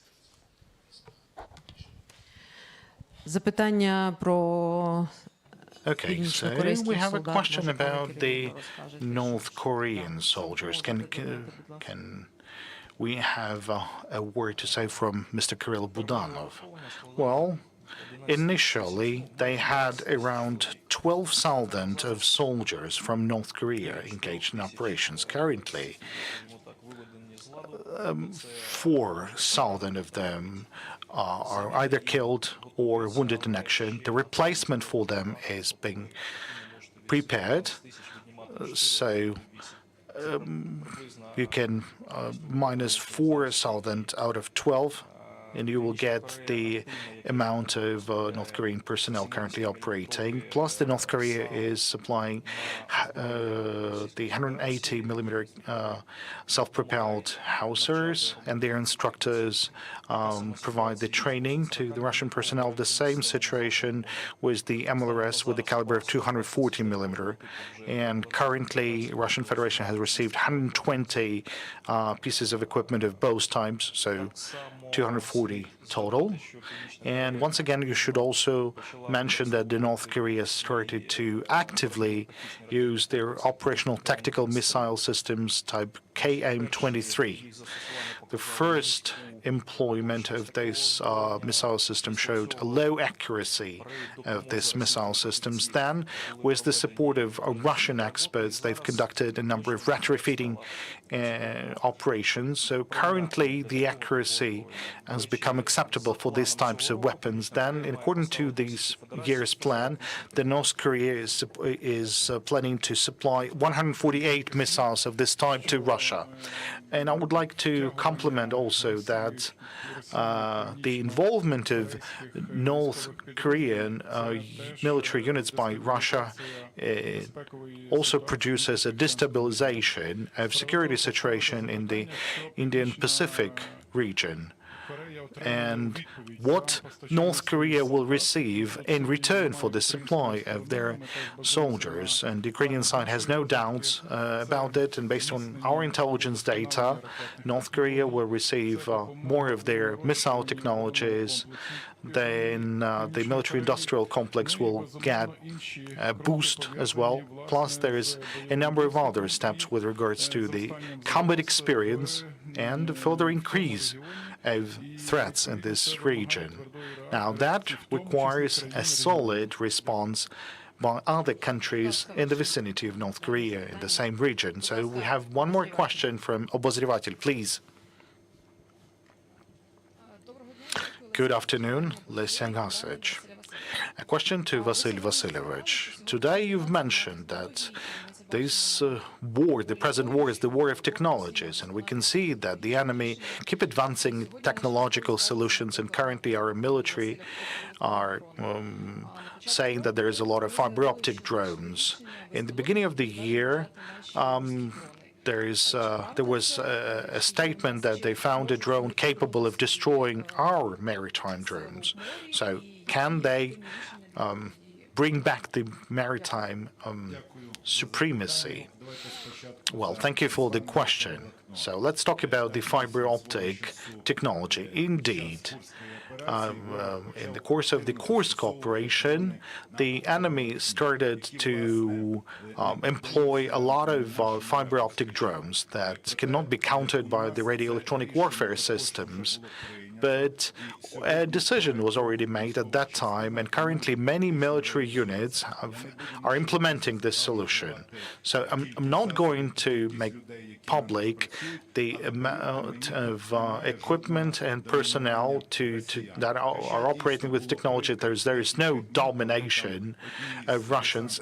Yes, there were a number of days when Russians managed to destroy 24 pieces of hardware and equipment in one day. But on the other day, we've destroyed twice as much of Russians' equipment. As for the drones that they think can effectively counter our own maritime drones, well, that's Russian propaganda and informational psychological operation. And we have not faced any of the drones alike. And the solution with regards to their aviation, we kind of found that. We are working on their helicopters. There's a lot of casualties in terms of personnel, in terms of helicopters. So when they'll come up with something with the drones, we'll get a solution on that as well. But let me give you one example. The Russians are actively and constantly using their own intelligence drones. That's Zala, the Supercam, and Orlan. These are, and Supercam is the most progressive, and it can produce the coordinates with the accuracy of 1 meter, and they can adjust far. And the Supreme Commander-in-Chief has issued us with the task, so we were tasked to find a solution to counter those drones, and we found that. The cost of this intelligence drone is over $100,000, while we developed with an FPV aircraft with the cost of 700 drones, and it effectively counters that intelligence drone. And there were days when in Kursk we've managed to destroy over 20 intelligence drones per day. And then the Commander-in-Chief Syrskyi were saying that the enemy have lost the possibility to produce accurate fire, and that is something that defends our personnel and our military equipment. So this is just an example that their know-how are working, but we are finding a genius solution how to detour and counter them. So I would like to thank Mikhailo Fedorov and the Ministry of Digitalization, all the private sector entrepreneurs, all those who are working in this area. I'd like to extend words of gratitude to that. But they have to understand the main priority, that is the victory over the enemy, and not the revenues, because there's agencies, public agencies, that are making sure there is a control for everyone to, keep working and abide by the law. You've mentioned countering these maritime drones, and Vasyl Vasilyevich was absolutely right mentioning that is just a propaganda. They've attempted several times to use Mi-8 aircraft, helicopters to launch FPV drones. Now, in two of the three cases, it produced an explosion of the Mi-8 helicopter. So they stopped any further attempts of using those FPV drones from the helicopter. So this is just a propaganda. Now, talking about our maritime drones, we are already able to launch FPV drones like it was in the case in Donoslav, when we launched maritime drones and we've managed to launch FPV drones from those maritime drones. Just a couple of questions more because we are limited in terms of time. So please, the channel, Crane. First row. Будь ласка, мікрофон. Pass the microphone, please. So the TV channel We Ukraine. I have a question to Andrei Sibiha. You've mentioned that you were tasked by the president to finish the war in 2025. So do you think that China is interested in that? Because you had a meeting with your counterpart from China during the Munich conference. Have you agreed about any further contacts, maybe the visit of the delegation of China to Ukraine or our delegation, different levels? And do you think they are ready to become the guarantors of a dialogue to put an end to this war? Now, the Starlink, talking about the Starlink, do we had any cases when the Starlinks went offline over the past week? Well, thank you for this question. I'm confident that China is also interested in the fair end of this war, because Europe for China is the largest market,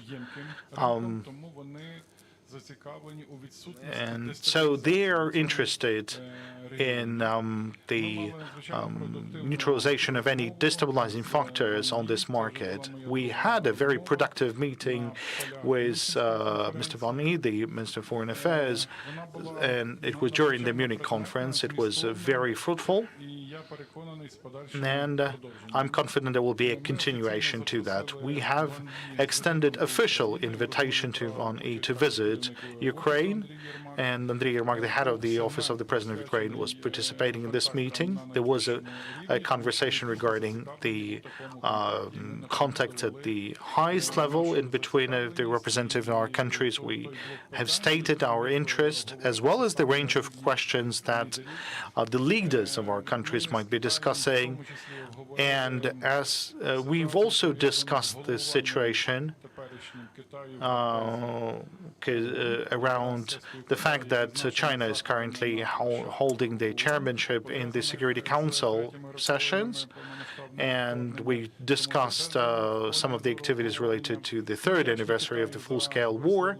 We are grateful for the support to the Ukrainian sovereignty and territorial integrity in the statements of China, and we hope that the role of China will also be important and active, particularly in terms of bringing the fair peace closer. We are confident that China has the capability to do so, because this is the country with global capabilities and opportunities. So we will continue with this dialogue, and special attention has been paid to the trade and economic partnership. In spite of Russian aggression, we have an increase in the trade indicators, and we have informed China about the attack against the sarcophagus over the Chernobyl nuclear power plant, and the role of China, the response to Russia's blackmail in terms of the use of nuclear weapons, as well as their employment of weapons against the nuclear facilities. It's very important. And also, it's important to have their role in terms of the return of free shipping and merchant shipping in the Black Sea, because we're also supplying a variety of products to China. So we have discussed a whole spectrum of those aspects. And there was a question regarding Starlink. As of the moment, not a single system, or systemic work to block the Ukrainian Starlink is there. So please be calm. Actually, for almost a fortnight, there have been attempts to block the so-called gray Starlinks in immediate vicinity to the contact line. It was done from this Russian side. There were times when the whole units would be disconnected. Yeah, thank you. Thank you, dear colleagues. We have to wrap up this forum, and I would like to thank our speakers for finding time to be here. I'd like to thank you, dear media representatives. And a brief, important information. We are expecting you back in this room in 20 minutes because the press conference of President of Ukraine, Volodymyr Zelenskyy, will start at 4:30.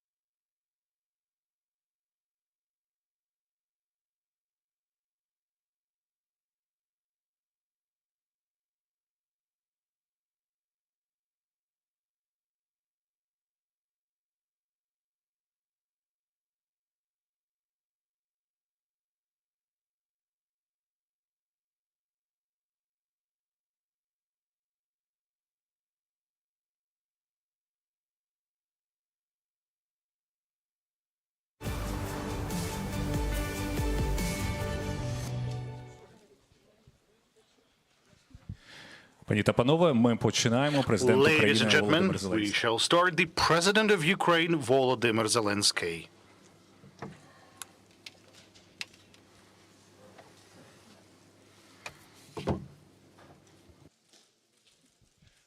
Отже, третя річниця So, повномасштабного the вторгнення. third anniversary of the full-scale invasion as we see it now. So how do we see this, Ukraine at the third anniversary?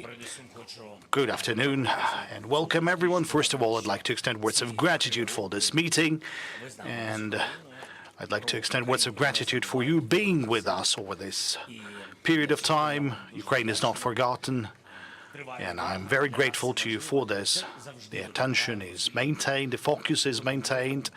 This helps to reinforce this support around our security, the focus around this unfair war of Russia against our country, against Ukrainians. I thank you for this. I'd like to extend words of gratitude to our soldiers, strong and close ones. And I'd like to extend words of gratitude to their relatives, to our nation, and to our partners for these 3 years. That's crucially important. Tomorrow, we will have some physical presence of our partners. We'll have a very important meeting, summit, a turning point, I would say. We will have 13 leaders offline, and I think 24 leaders will be joining us online. We will have the leadership of the European Union here in Kiev. Ursula von der Leyen will be here, and all the commissioners of the European Union, 24 commissioners, will be arriving here. The Prime Minister will be holding this session. We'll have members of European Parliament. We'll have many delegations. Chairman of the Verkhovna Rada will be having a number of meetings. I will have a meeting with the leaders of the country. We'll have a special platform, Ukraine, Nordic, Baltic countries. So the leaders of the Northern European countries will be here. This is a very strong partners to Ukraine. Now, that is about tomorrow.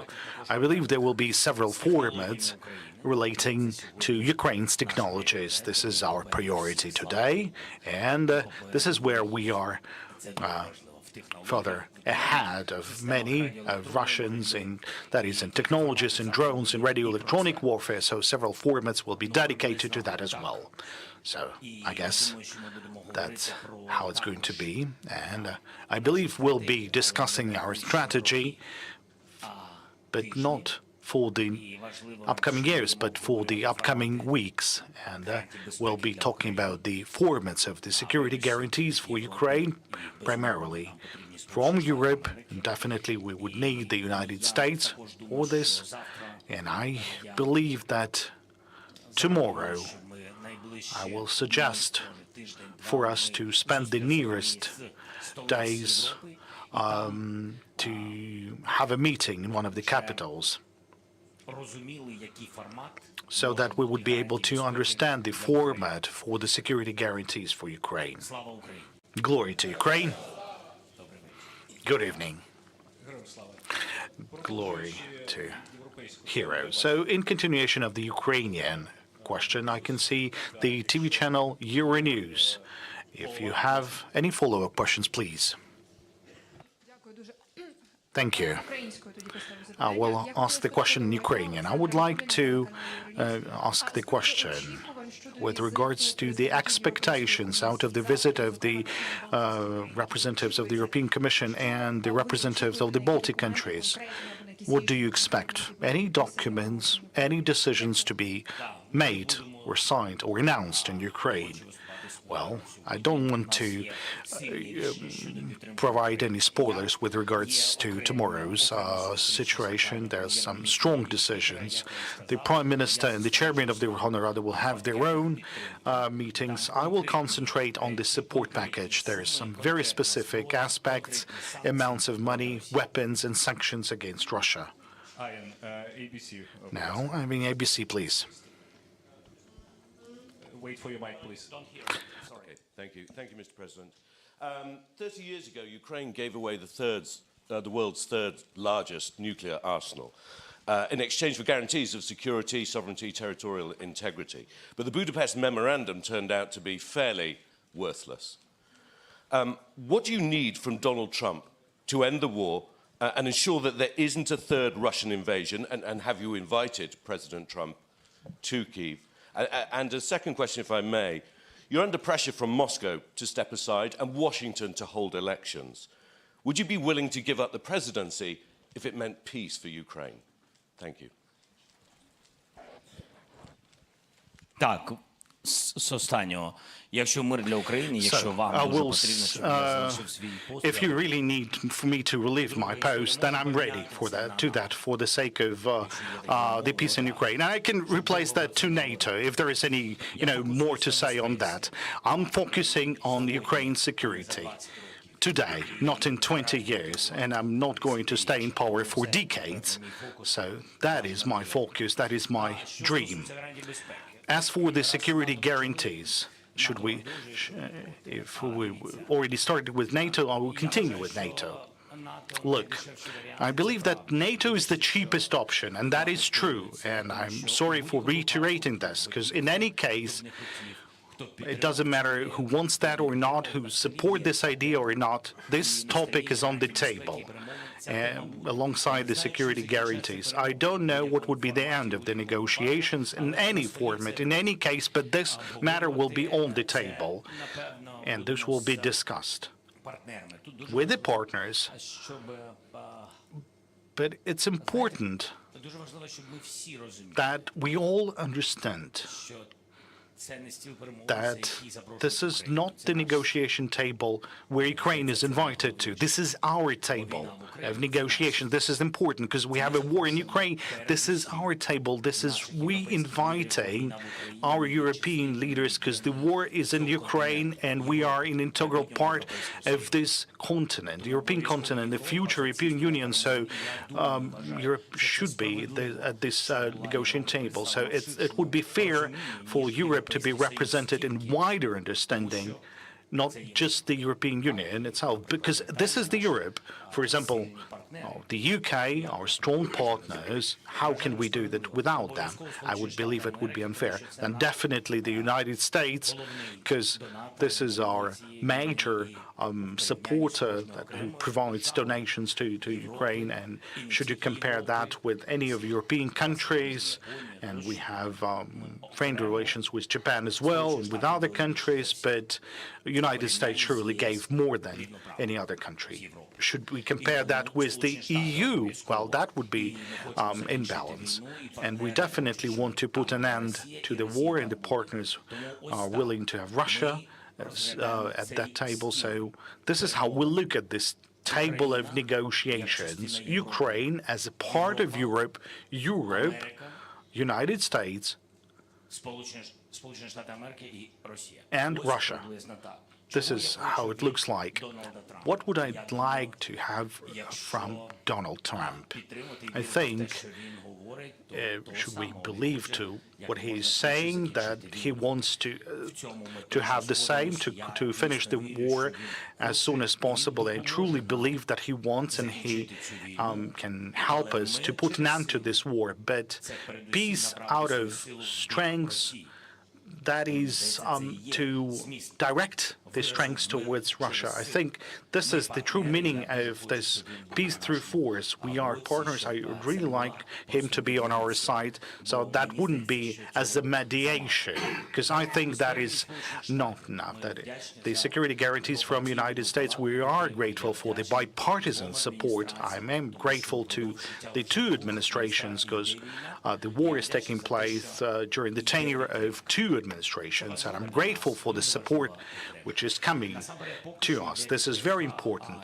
Currently, we are receiving this support based on the previous decisions of the U.S. Congress. That's due to the deceleration of certain processes. This is not new, so I'm not going to stop on that. You know that There's something on the way, but still, 100 billion US dollars, not 500, not 350, not 700, but 100 billion US dollars.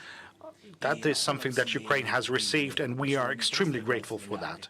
Currently, we're talking about 320 from total. That is United States, Europe, and Ukraine. There's 15 coming from Japan and 100 from United States. So this is the economy of this tragedy.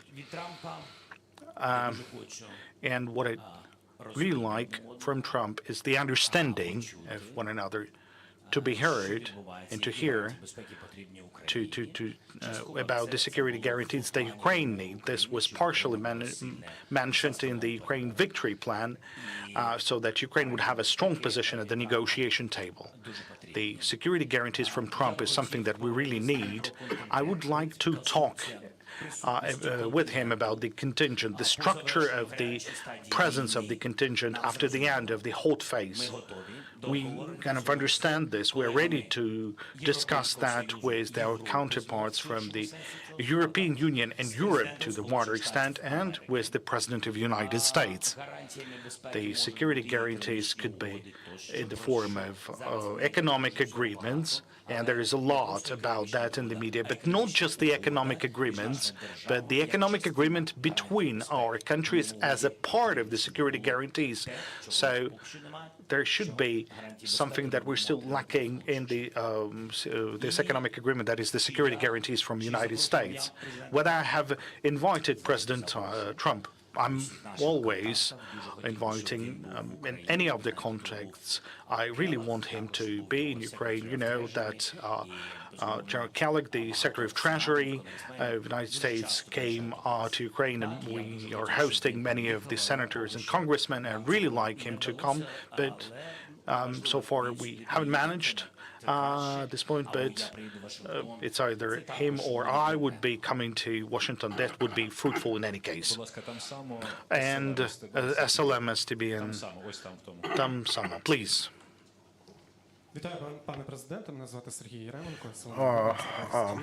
I'm Sergei Yeremenko, STB TV channel. My question to you, Mr. President, is as follows.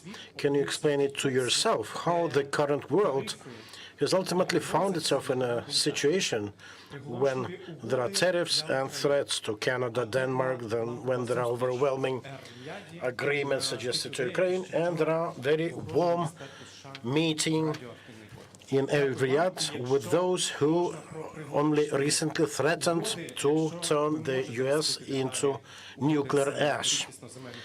And also, if you could please disclose the idea on rare earth minerals.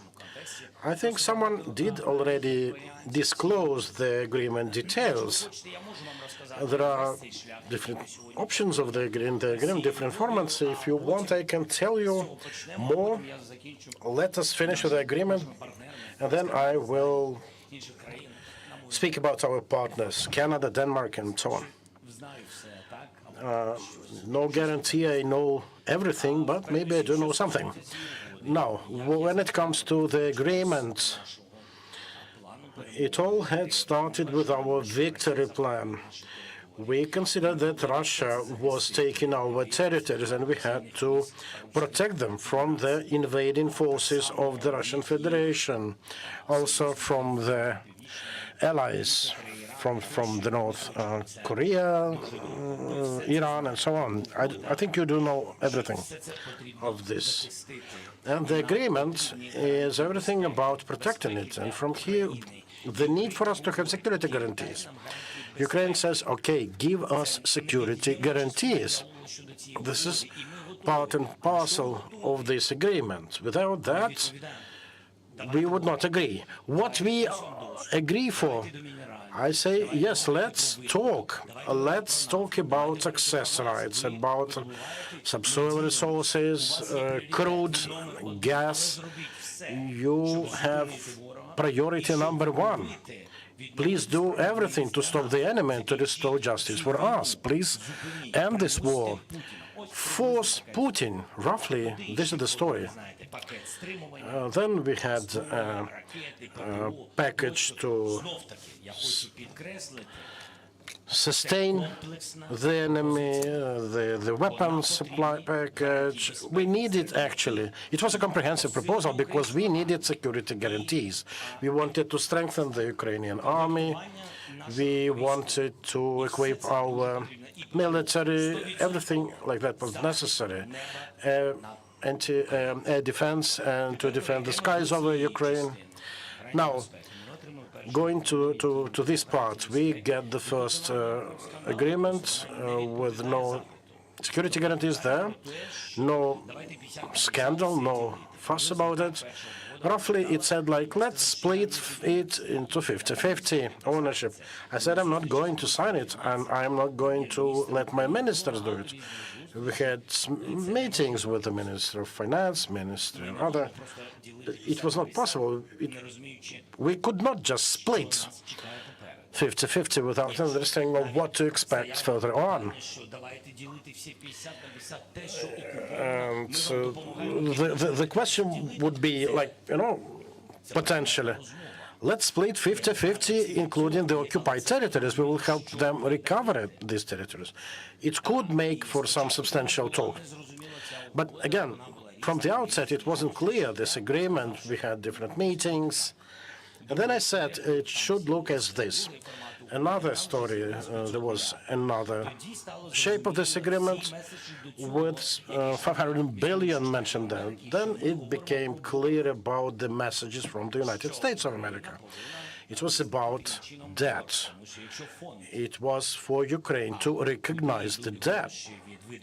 The funds, and the money from extraction of resources go to a fund. And the fund is 100% in ownership of the U.S. So this doesn't say about co-investments. It's not about 500 billion worth of investment. If this money go to the fund and nothing comes from abroad to the fund, this means that we are repaying the debt. Now, let's be clear about the figure itself. I do know it was 100.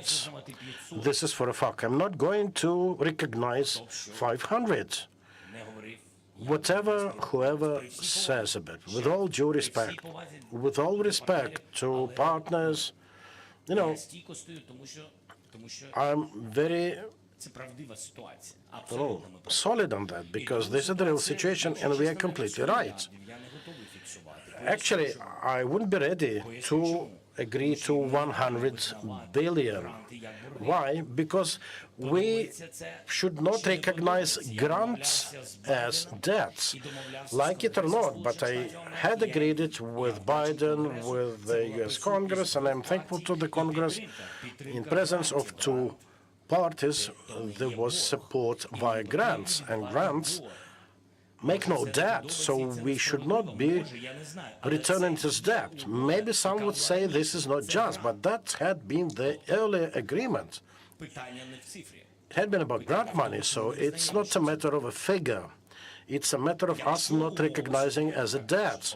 If the condition to do it is that the United States, as our strategic partner, says, yes, we will give you assistance, but you will have to repay it with certain markup for the U.S. It's not about grant, it's about a new agreement. This is what I said. I'm ready for a dialogue like that. I'm sure it will result positive. Again, regardless of whether we like it or not, because we need your assistance.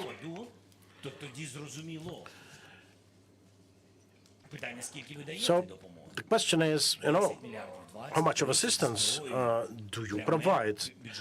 10, 20, 30 billion weapons? Let's have a detailed, substantial discussion. I will be grateful to you for that. Let us come to terms about price for that assistance. Another thing I could not agree for, because I could not understand the logic Or I can rather tell you my understanding of the logic, and I'm ready to discuss it with President Trump. I send this information to it. I have no emotions about it. I'm ready to talk about pragmatic agreement. They want it. I'm ready to talk pragmatically. There's one thing, in my life, I had several serious agreements. I don't know what the agreements are. I don't know how to sign an agreement with serious guys. You have to do it so as to remain friends and partners, and with a clear understanding of how you're going to ultimately break even. Not through having some beef with them, not through courts, when we fall away from our relations. It's like normal business has been done. There's a 1-to-2 ratio there. And I did underline it in red for lawyers to have a look, because for each dollar of U.S. assistance, Ukraine effectively would have to return $2. That was there. So a loan facility at 100% interest rate. So for every dollar I get as a loan, I will have to pay one to repay the body of the loan and one to the fund. And it was said that 100% the fund will be registered with the U.S., with all the rights. So if the United States, our friendly partners, suggest an assistance via Congress, an assistance of $500 billion, and we will have to pay at double the rate, this will mean that we will have to repay the loan at 100%. From here, my question. So, yes, I will have to repay 50, then 50 on top of it. So 100 billion, say. So maybe we have to agree to it, but I have a question, a logical one, and no one seems to be able to answer me this question. When the United States of America sell their weapons to Israel, Qatar, Saudi Arabia, United Arab Emirates, do they get 100% markup? Just a normal thing. I just want a dialogue with President Trump. I think I'm just in my want of a dialogue. I'm not signing something that will have to be repaid by generations and generations of the Ukrainians. Now, when it as regards Canada and Denmark, Canadian Prime Minister Justin Trudeau will be here with a visit here tomorrow. He is chairing the G7 at the moment, so he will tell me what's happening in the relationship with the US. I've been in close contact with Mette Frederiksen, Prime Minister of Denmark. We are good friends for quite some time, and I'm very much sure that the US should not lose neither the Canadian nor Danish partners.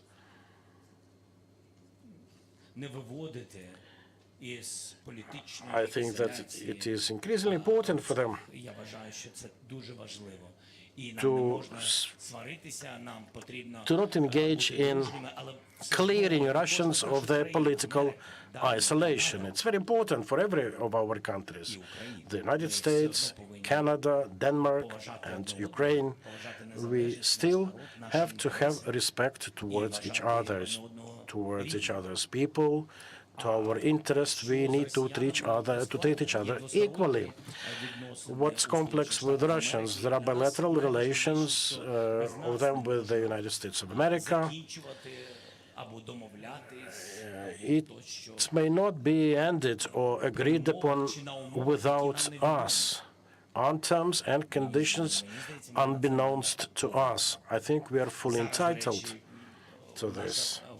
By the way, our group, I think we have all of the ministers, representatives of our companies, the head of my office. They are currently having a call with Waltz and his team. They're talking about the agreement, so there are no more billions, no more interest rates, so we move further. It's okay, I think. Things go. Далі, будь ласка, Нью-Йорк. Yes. Now, please, New York Post. Caitlin, I do know of you being here. І якщо можна, And if possible, з ганчірку сюди вперед. and someone to clear this little mess here. Дякую. Добрий день. That's the extent of my Ukrainian. I'd like to ask how this past few weeks of tensions with the U.S. and the Trump administration have been, and how General Kellogg's visit this past week have affected U.S. relations with Ukraine. Also, as we're dealing with the new administration, it's a different way of negotiating. Can we look at a mineral deal with the United States as a security guarantee in and of itself, because it would give President Trump something to protect here in Ukraine? Thank you. Так, я розумію. Давайте, щоб передусім я хочу, щоб у нас Yeah, I do understand. First of all, I do want us to have agreements. This is actually a memorandum based on which some serious agreements may come with more details regarding the fund, the future, if we are partners in it. And these are all the right and correct steps into the future. Such funds with correct details, with correct existence and circumstances, I do know of them. They do exist in the Middle East, with the U.S. and the partner countries in the Middle East and elsewhere. And the funds generally tend to operate better than the government, because the government may have 100%, 50% in Arabian countries. It can be like, it started with 50, then went up to 75. Europeans may find it different. But these funds operate faster. They have less red tape. So if we are going to move in the right way, with due respect, with equal treatment of each other, if we will keep it in our hands, then we will be able to do it. Now, about the progress, in my view, I do know that the United States of America consider this agreement a part of the security guarantees. I would really love to know that, but it should be written in there. It should be written that these are the security guarantees. It's not about our understanding of it as such. It would be nice, but not enough, nearly not enough. Because of that, it's very important to have it in practical dimension. Now, we heard messages from colleagues when the Treasury Secretary from the U.S. was here, when we had meetings with Vice President, with Rubio and others. There's a logic in the U.S. And they're completely entitled to have it. When we enter such things, it creates kind of security guarantees, because it will be our business, our companies, and Russians will not venture in there. Would have been nice, but 20-something companies from the U.S. are currently operating on the temporarily occupied territories. That was my response. We had American businesses operating here before the war, and there are those companies. I'm thankful to them. Some of them are no longer here, but some are still here. And the offices, they used to be on our territory. Now they're on the territory temporarily occupied by Russians. To say that there is no 100% guarantee that Russians will never venture the territory that they've never visited before. And I heard that signal from the Defense Secretary of the U.S. Yes, all the proposals have to be on the table. They have to be discussed with partners. When the Defense Secretary said, Що важливо? І так. Окей. Про НАТО ми вже поговорили. Так, Okay, we had a word about NATO. We will talk more on that. Now, when it comes to boots on the ground, let's have it very clear. My logic then was, if you think that the economic agreement is a part of security guarantees, then why would you not, well, when there are interests from your businesses there, then why would you not agree to boots on the ground? It would sound logical. In my view, it would sound logical. That was just the idea floated to the US. We are yet to receive their answer. So I think that the example of US companies that throughout this war have suffered to a certain extent. You know, whenever Putin wants to relaunch aggression, this won't stop. Nothing will stop him. Not because disrespect of the words by President Trump. You know, he is not forever. And we need this peace for many, many years to come. And it would make it easier for us if Trump would have squeezed that to see that no Russian advance will be during the tenure of Trump. What if it repeats itself in 10 years? We need to think about it already today. We need to end this war, and we need to sort out all of the problems without leaving them for the future. Now, dear colleagues, who has a long question? Okay, let it be LBUA. Yes, a long question, enough to clear everything here. So don't be fast. I'll just, I'll wait. I'll wait for that. So, Mr. President, kind of in continuation of this topic around the agreement, I can hear you. Okay, so do we have an option not to sign? If, in the process of negotiation, the U.S. side won't be listening to our ideas around supporting or ensuring the security guarantee, so can we decide not to sign this agreement? What would be the outcomes, should we say so? And do we understand that any other support or any support would be stopped in case of there will be no signature? And then, according to the U.S. mass media, the U.S. insists on agreement and not the memorandum.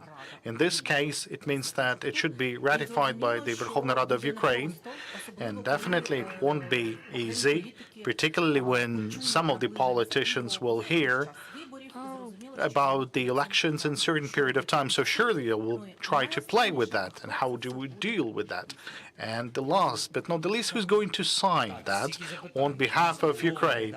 Okay, that contained a lot of questions indeed over a long period of time. So first of all, these strategic partners should be willing to sign an agreement. The United States would need to see that they're not simply giving money, and Ukraine that they are receiving money and developing the economy. So the agreement between the partners, but it had to be a win-win agreement without any scandals, so that it would be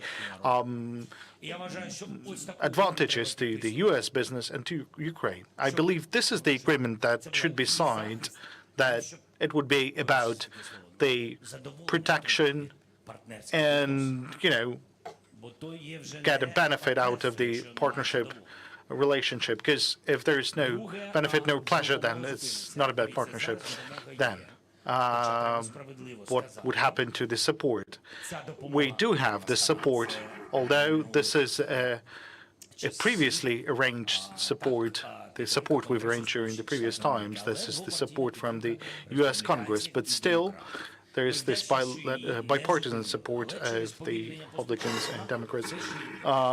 So I'm happy that it's not stopped, but it's being decelerated. So we can still receive some support. There's $15 billion. They're still on the way because they've been voted for, but it's. That could be in terms of weapons, in terms of other technical ways. and technical means, so nothing is stopped, but nothing new is being voted for. So this is the current standpoint, current position. And for something new to appear, well, that's my kind of logic of understanding behind this agreement. And for something new to arrive, we would need to understand how you're going to give away or repay something new. So that's my kind of response to the old debts, if this is something about the new. And we are ready to discuss a format. What are we going to receive and how we are going to repay that? We are ready to discuss that in this agreement. As for the format of this agreement, truly, if this is an agreement that there's no figures, like specific figures, then I don't think that we would need the ratification of this agreement by the Verkhovna Rada, even though I don't have anything against that. So when we had a meeting with J.D. Vance in Munich, and we said that if you want to see any figures or interest rates or percentages, then we would need to take a look at our legislation, but we believe that we would need that to be ratified by the Parliament of Ukraine so we can sign, and later on this would be ratified. So the ministers could sign and then it would be ratified. And we would really like to have a meeting with President Trump to put an end to that agreement. The ministers would sign, the Parliament would ratify that, and everyone would be happy. But it's kind of, you need to kind of approach one another, towards the common happiness. When only one remain happy out of two, that's not a happy family. So, and the question whether the parliamentarians will try to play with that, well, let them play. I mean, this is a serious thing. This is not a toy. We have a war. We need a partnership. We need support. But once again, without losing the dignity or independence. And of course, we don't want to be left without some piece of clothing. And then the CDF from Germany. Katrin Eigendorf from ZDF, German television. Mr. President, in Munich you pointed out very strongly that's now the time of Europeans to stand up and get their fate in their own hands. Do you have a strategy to unite the Europeans at the side of Ukraine?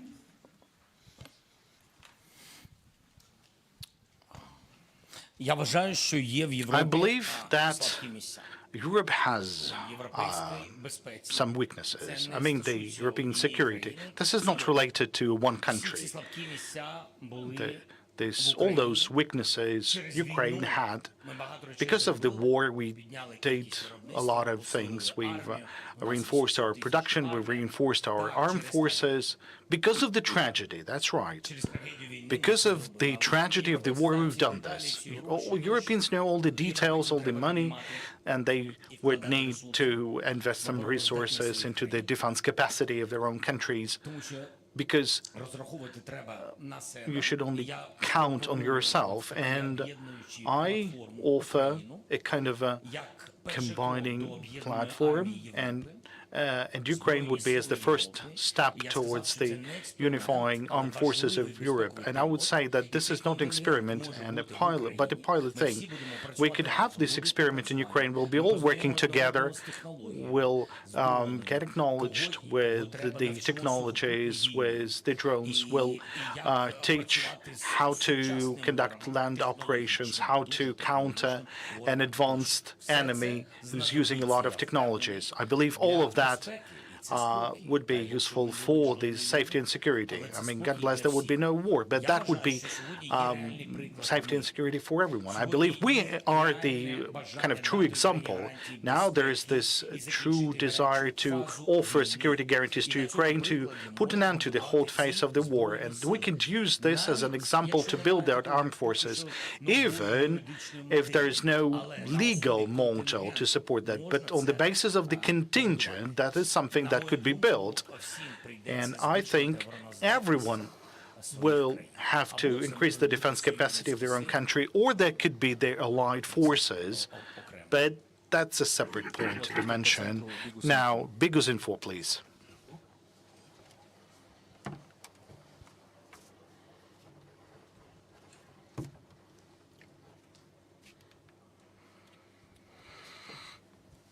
Greetings, Mr. President. My name is Ruslana from Bigusefor. The Ukraine Constitution has an article saying that Ukraine owns its minerals and the state uses its own minerals for its sake, but during your tenure on the position of the president, we had business entrepreneurs using those minerals for their own interests. Well,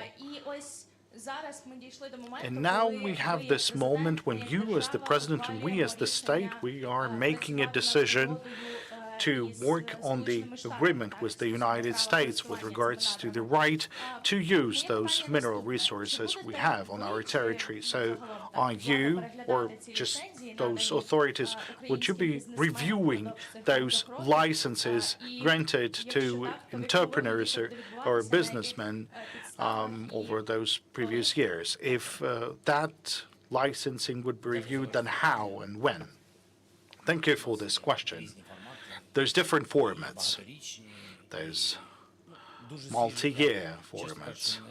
I don't remember the previous cases because there weren't a lot licensees during the war. There's a lot of them in Ukraine on the overall.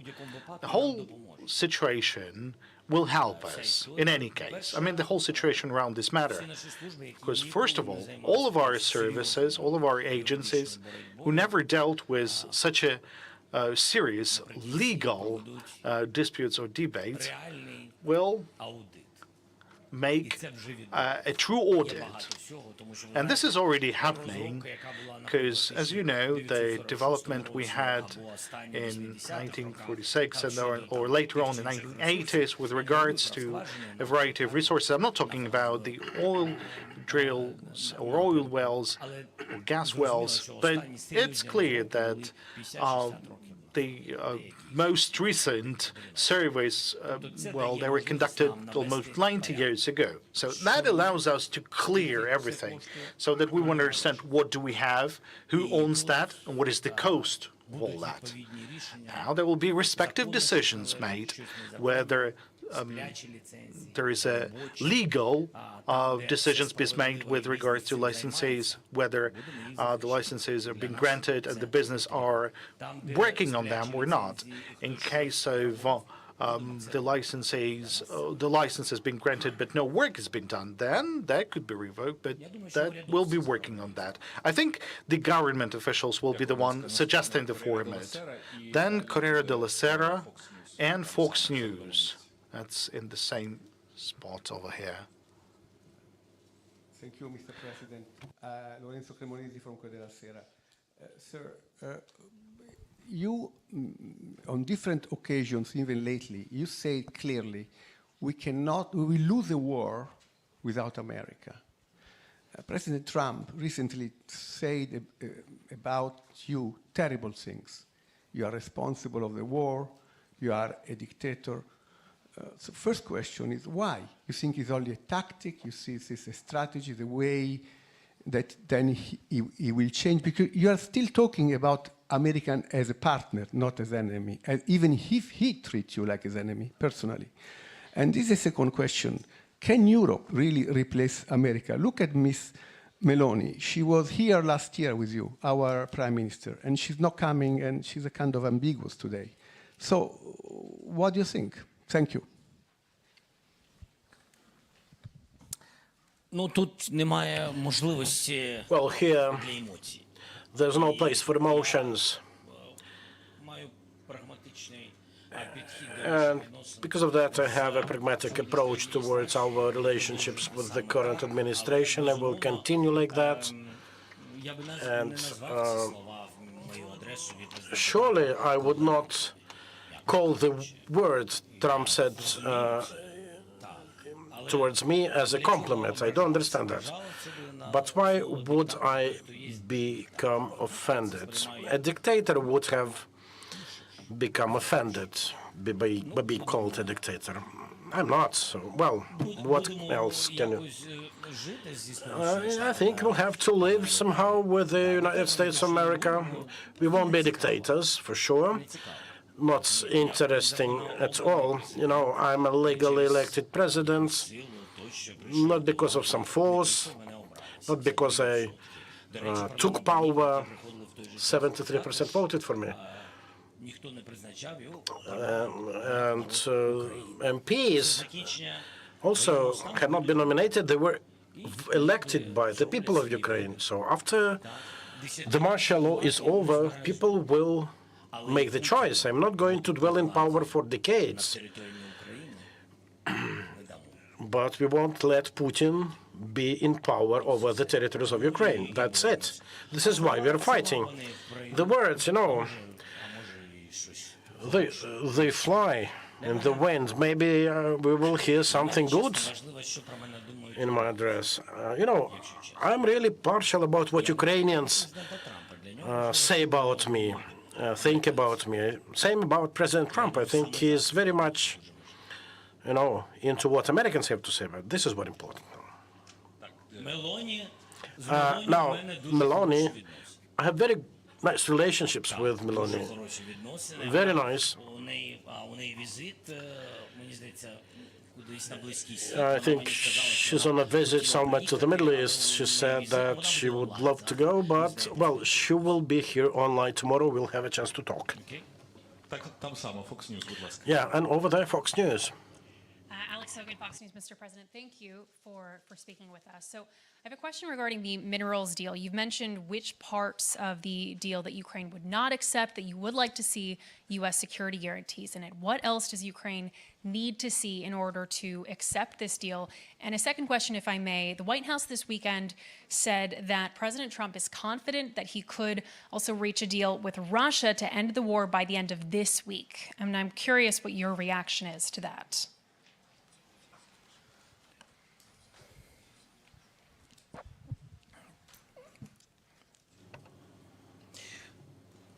Цього тижня завершити цю війну. To end this war this week, it won't happen. It is not possible with guarantees for Ukraine. At the very least, I frankly do not know how this can be done without meetings with us. Now, as regards the agreement, there could and should not be any sort of format where we are debtors, in debt for something from the past. We have to be equal partners, not 100% fund. Well, if there will be a 50-50 fund, when we will take money, and the United States will be, you know, investing.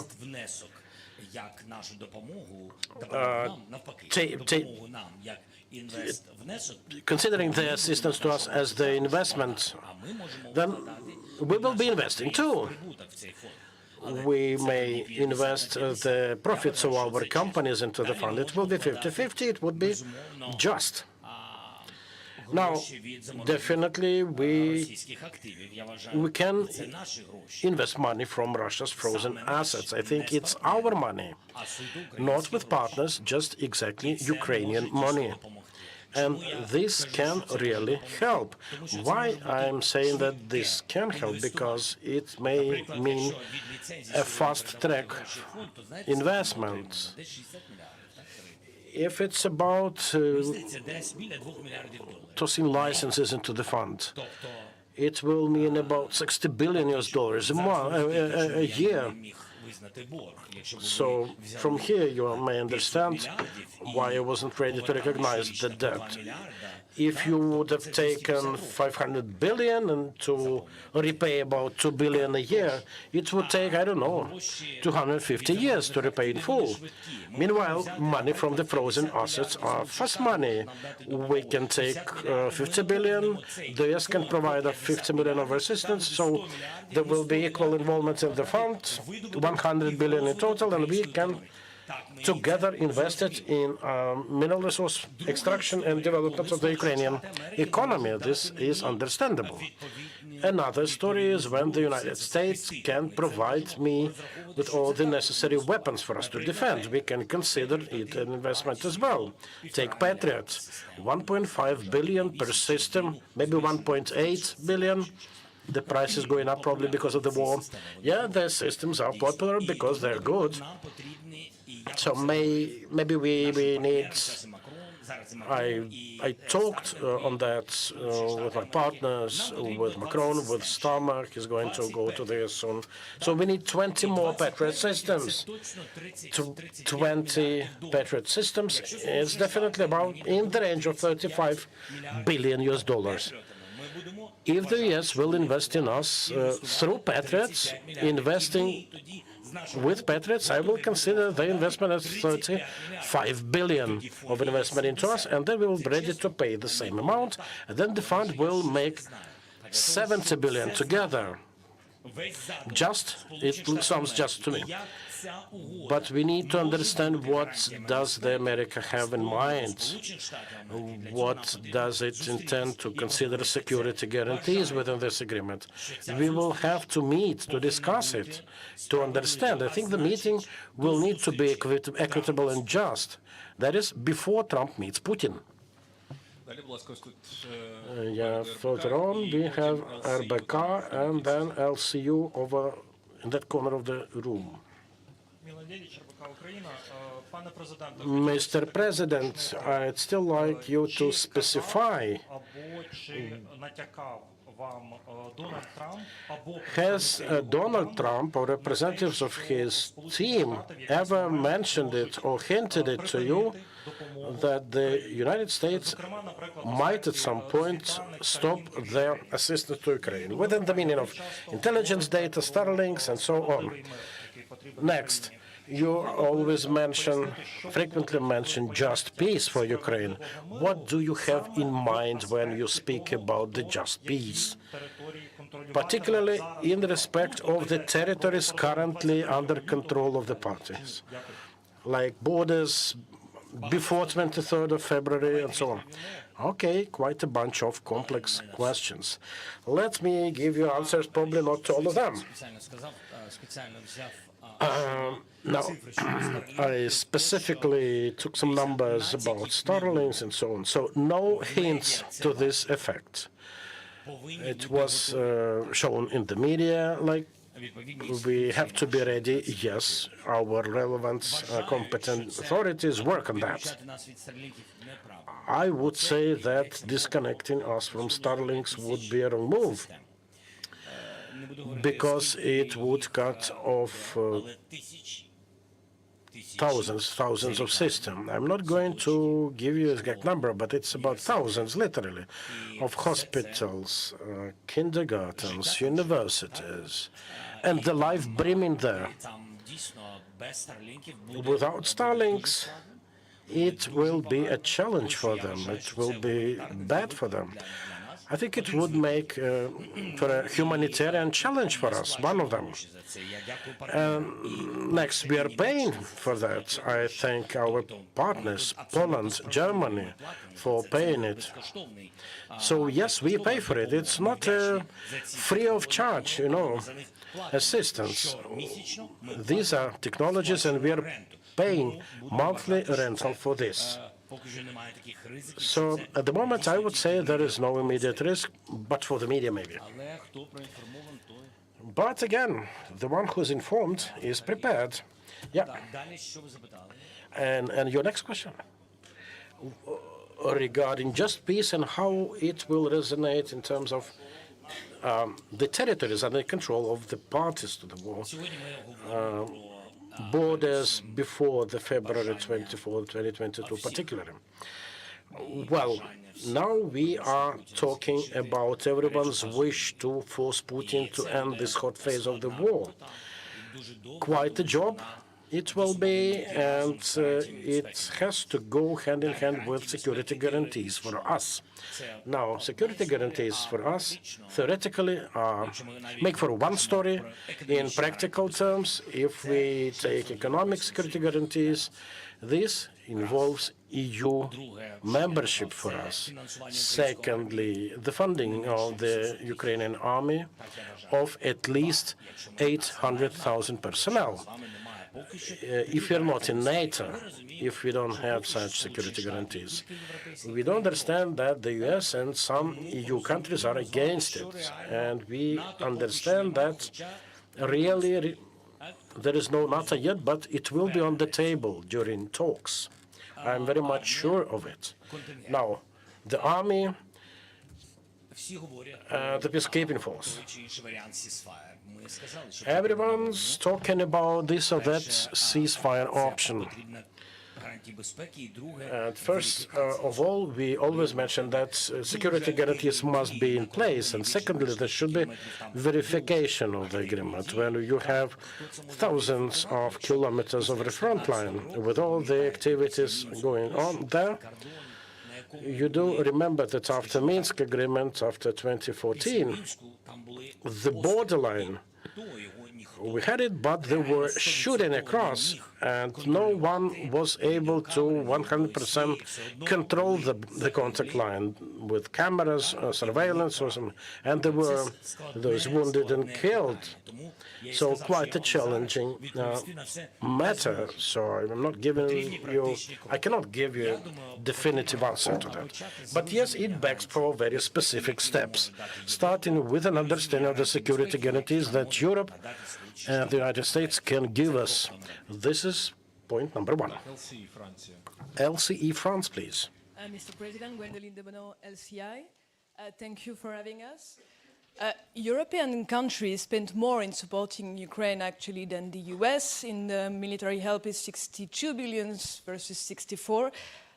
Do you think if ever US doesn't want to back Ukrainian forces anymore, European support could be enough to guarantee your security? That's the first question. Second question, French President Emmanuel Macron is heading to Washington to meet Donald Trump about Ukraine. What do you expect concretely about this meeting? Thank you very much. Emmanuel їде. Emmanuel is going to Washington. We are in contact with him on a daily basis. Almost on a daily basis. No call today, no. And yes, he's going. And there are certain things he will have to talk through regarding security guarantees and future steps. We'll have to see what the results he will bring. We'll keep in touch with him. And yeah, he says of a meeting, all us together in Europe in the coming days, maybe weeks. Now, the next question, I think you have enough understanding of what will happen without the United States, because the United States is not just about money. Political support is very important. Sanction support is very important. Now, there are some weapon types, some weaponry that requires U.S. licensing. Europeans are providing us with Patriots, and by the way, from Germany we got more in respect of Patriot systems than from any other country, but still, the license was given by the United States of America. So I would really hate remaining us without this U.S. assistance. Now, next is financial assistance, direct budget assistance, so on. Yeah, but then no more financial assistance. We are still going, ticking. The weapons are coming bit better. Okay, let's take drones, or rather artillery. Last year we had 154 artillery pieces domestically produced. This was our record in Ukraine. 154 artillery pieces in a year was more than the aggregate production of all their NATO countries. It was a no small leap. This year we will try to do more. Дрони. Я говорив, що ми зробимо 1 мільйон дронів. Ми зробили FPV 2,2. Now, about drones, I announced 1 million drones, then we had 2.2 million FPVs. This year we will make more of them. Допомагає виживати. Да, це не замінює. This helps us to survive. It won't replace the US assistance, and this has never intended to replace assistance from our partners. It's always better to have assistance. Last year, we had split 40% Europe, 30% us, 30% United States of America. It was our aggregate contribution in the defense capability of Ukraine, 40, 30, 30. This year, I think we will definitely be in 50-50 split. And yes, I think that we are going to have deficit, but we will be able to fight even despite it.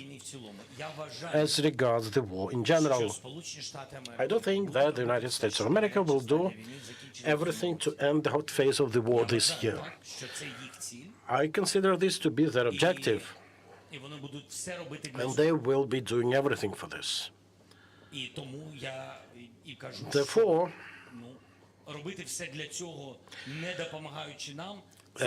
doing everything for that without assisting us, it will make for a bit another format. This is what I started with.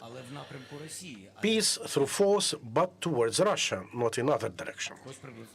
So roughly like this. Sky News from over here, please. Thank you. I'm Deborah Haynes from Sky News. The US envoy, Mr. Witkoff, has said that he believes a Ukraine-US minerals deal is expected to be signed this week. Do you think that timeline's realistic? And if I may, obviously President Macron is going to the US, but also the British Prime Minister will be going for meetings with Donald Trump this week as well. Just how important is this moment? Do you sort of view it as the last chance for the Europeans to try to convince Donald Trump to be with Europe and Ukraine when it comes to securing a peace? Or do you worry that he's under Vladimir Putin's influence and may not be interested in that? And if you may speak in your increasingly fluent English, that would be great. Thank you. Thank you. What was the last, if I can speak English, what? Просять відповідати англійською. Oh, perfect English. Thank you so much. You too.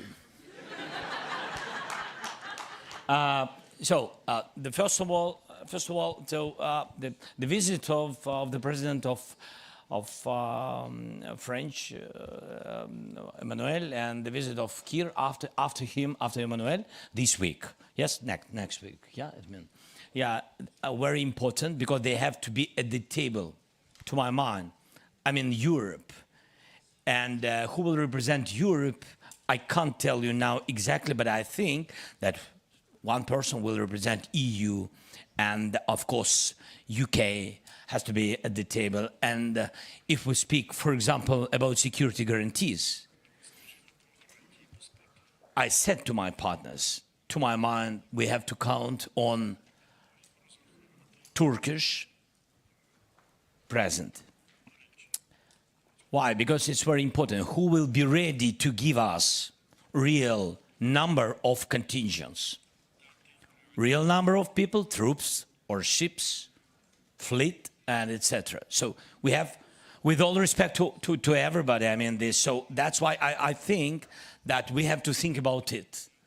Yes, and also we have to think about Germany and etc. Also to think about it when we speak about our partners, because they've been the second country of the nations. Yeah, the big volume of the nations. 47, I think 47 total help, total donation. I think Germany gave something like this, 47 billion. Can you imagine? Can you imagine? Yeah, so United States 50% of United States donation, Germany. So it's very big help. Can we push them out or somebody else? I'm not sure. So, I mean, with all respect to everybody, but we have to find the logistic steps, yeah, in this kind of table of negotiators. This is crucial for me. And of course, I mean, this a lot of guys are very deep, and Nordic, for example, and Alexander, so Finland are very deep, and of course Emmanuel, and of course Kir, so Starmer. So I think these people are very, very important, and all other guys are very, very important. The Dutch guys also important. They are ready now to support us. Now, yes, with some point of I don't want to go further to details of contingents during any kind of ceasefire or something like this. Yes, so that's why I said that it's urgent visits of France and of UK to United States, and I think that they will describe real situation to our strategic partners. And then they will come back, and I think we will have meeting with all the partners of Europe, and we'll decide our next steps. Будь ласка, далі телеканал «Ми Україна» і потім Wall Street Journal з того боку. Now the TV channel We Ukraine, and then the Wall Street Journal. Mr. President, thank you for this possibility. You've already mentioned that United States are willing to have the ceasefire this year, and we are hearing that Russia are not having anything against it, and the intelligence chiefs were saying that the Russians have the same position. So do you think this is the common position? Now, who out of the intelligence said that we need a pause, and for whom? Well, they were saying that Russia is willing to have a pause because in this case, their economy would have some, deprivating moments. So a question to you, do you think this is kind of a common position, of United States and Russia? And what's your position towards the ceasefire? Do you see this opportunity in 2025?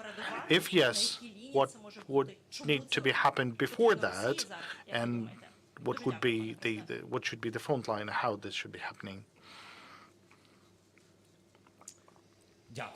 Thank you. First and foremost, United States, that's true, they are supporting the ceasefire.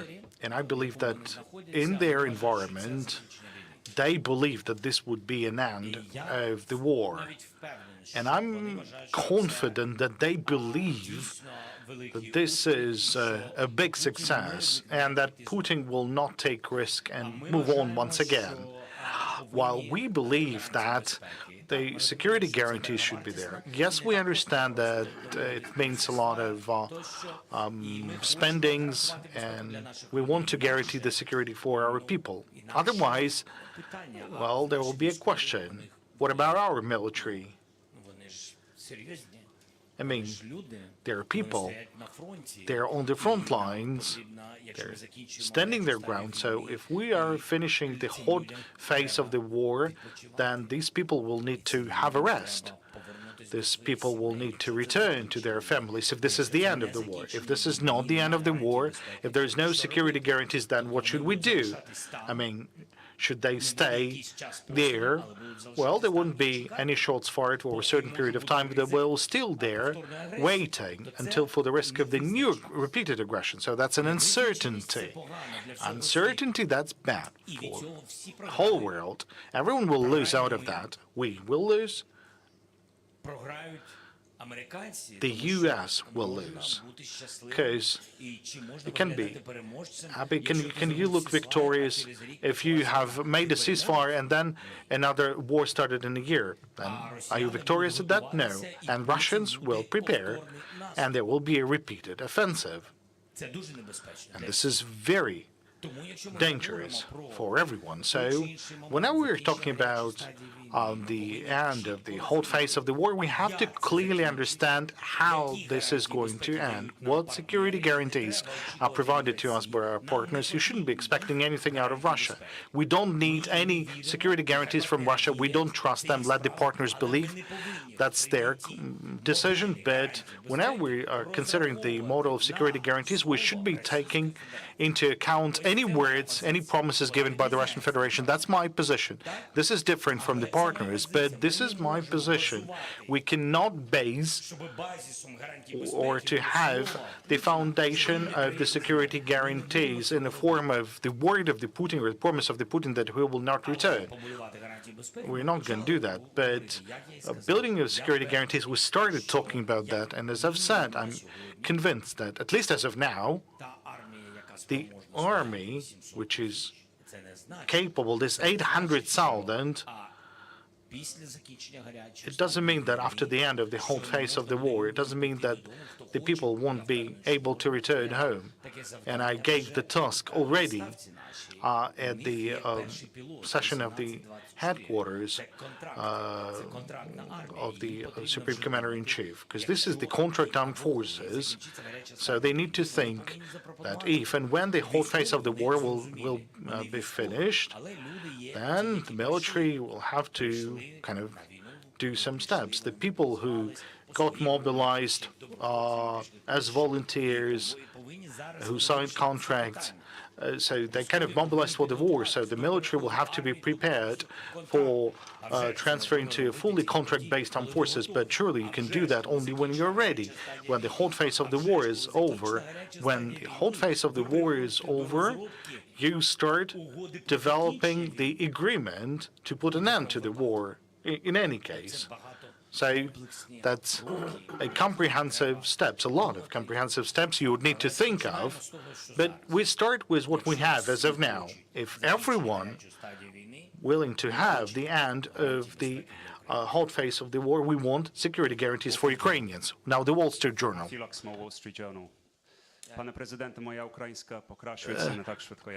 Mr. President, my Ukrainian is getting better, not in the same pace as your English. Thank you very much. I wanted to ask you about the state of North Korea's involvement in this war. You said in January that 4,000 soldiers had been wounded or killed on the battlefield. Can you give an update on the figures? And also, the head of your military intelligence said earlier that, you know, a large proportion of the military equipment that Russia is using on the battlefield comes from North Korea. You know, how big a problem is this at the moment, and, you know, what can be done essentially to kind of counter this? Well, the most recent information is that over 4,000 of their personnel was lost as casualties, and that there's 1,500 to 2,000 more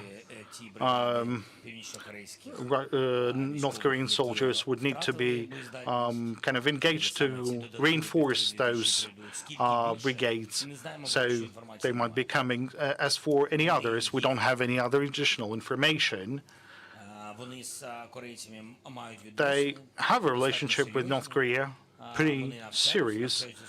They train with the advanced warfare tactics, and we talk that this is a big risk because now the North Koreans are well aware about the drones, about the equipment, and all of this knowledge is now taken to North Korea, and they will have their new training of the North Korean army being based on that. We've been warning about this. This is a big risk for the region.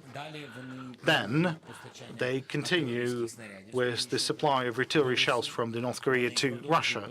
They continue with the supply of missiles from North Korea to Russia, and they're using the artillery and the missiles, and we have all the evidences to support that. That's it.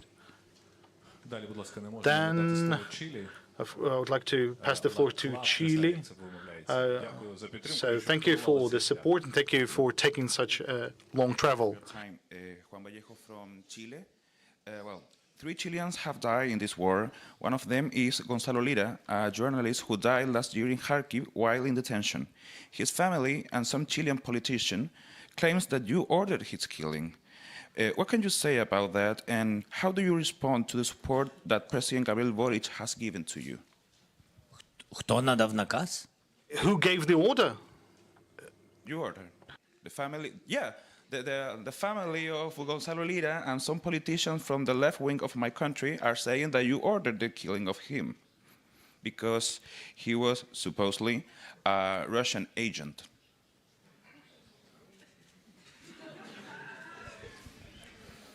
I need to ask. Are you sure? I don't know this person, and I never knew him, and I don't know if he is intelligence or representative of Russian or not. And really, what can I say? If he is Russian, really Russian. No, he's Chilean and American too. Chilean, American, and intelligence, and Russian intelligence. Yeah. Too much information for me. I know that sounds weird. I know, but that's a really hard topic there. And about the support. I'm not that you sure receive- that one journalist from Chile, who is half of him American, another half Russian, was very dangerous for our army. So I didn't manage it. I'm not interested in such things. And finally, how do you receive the support that Gabriel Boric, our president, is still giving to you?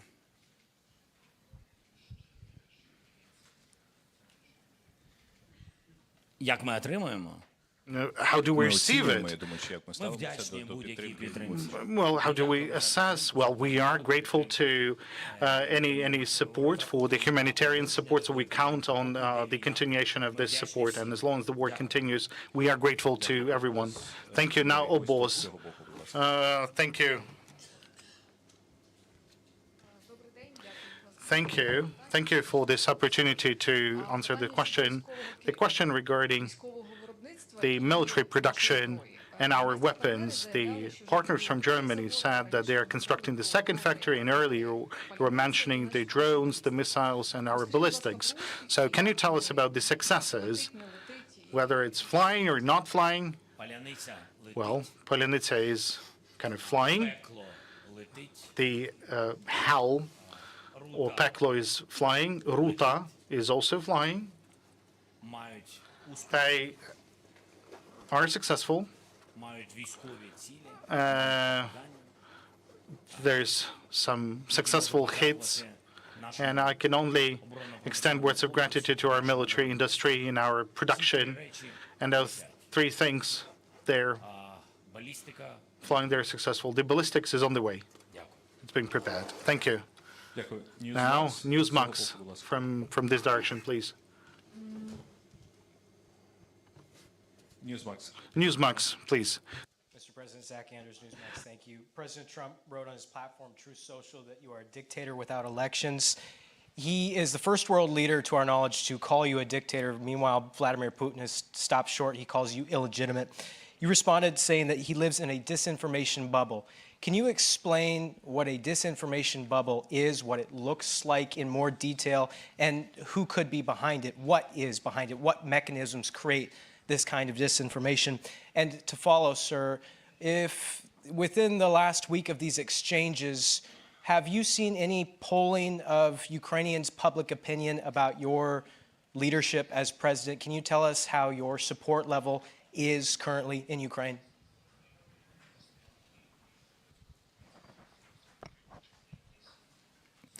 Дякую.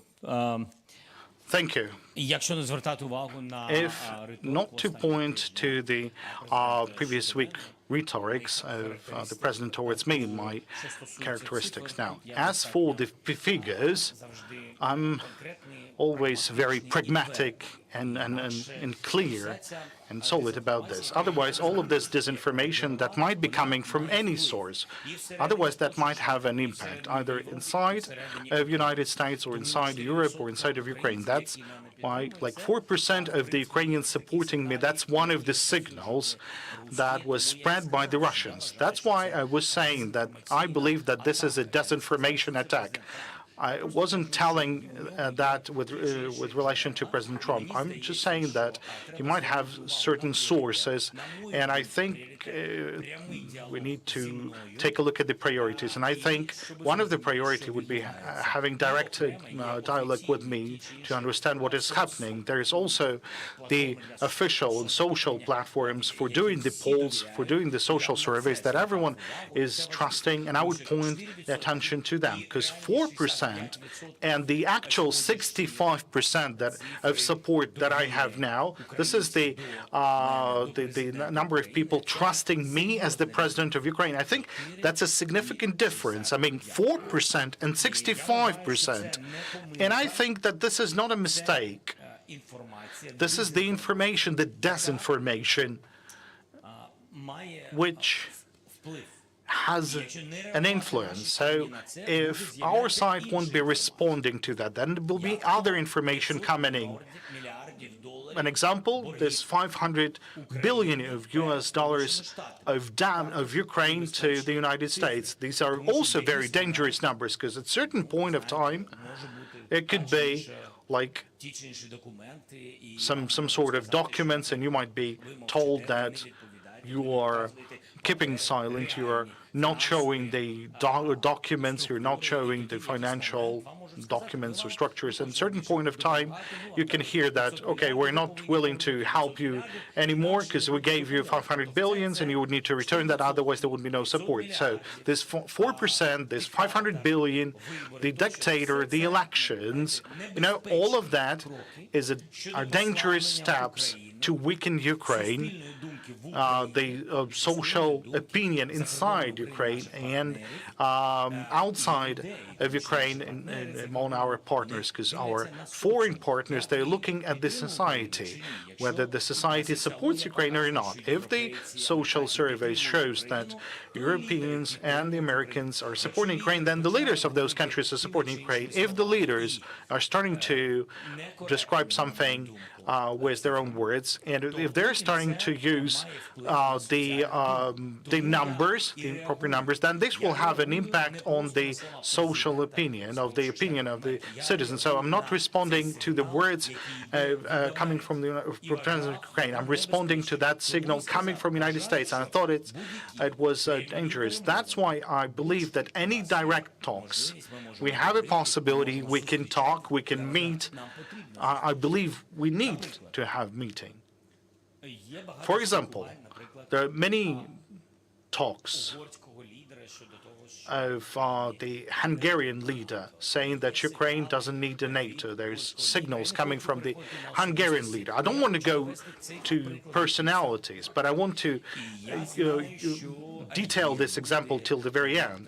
But I know there's people from that Hungarian leader, and they have contacts with people around President Trump, and they keep raising the question, saying that when the war has started because there was an agreement during the disbandment of the Soviet Union about the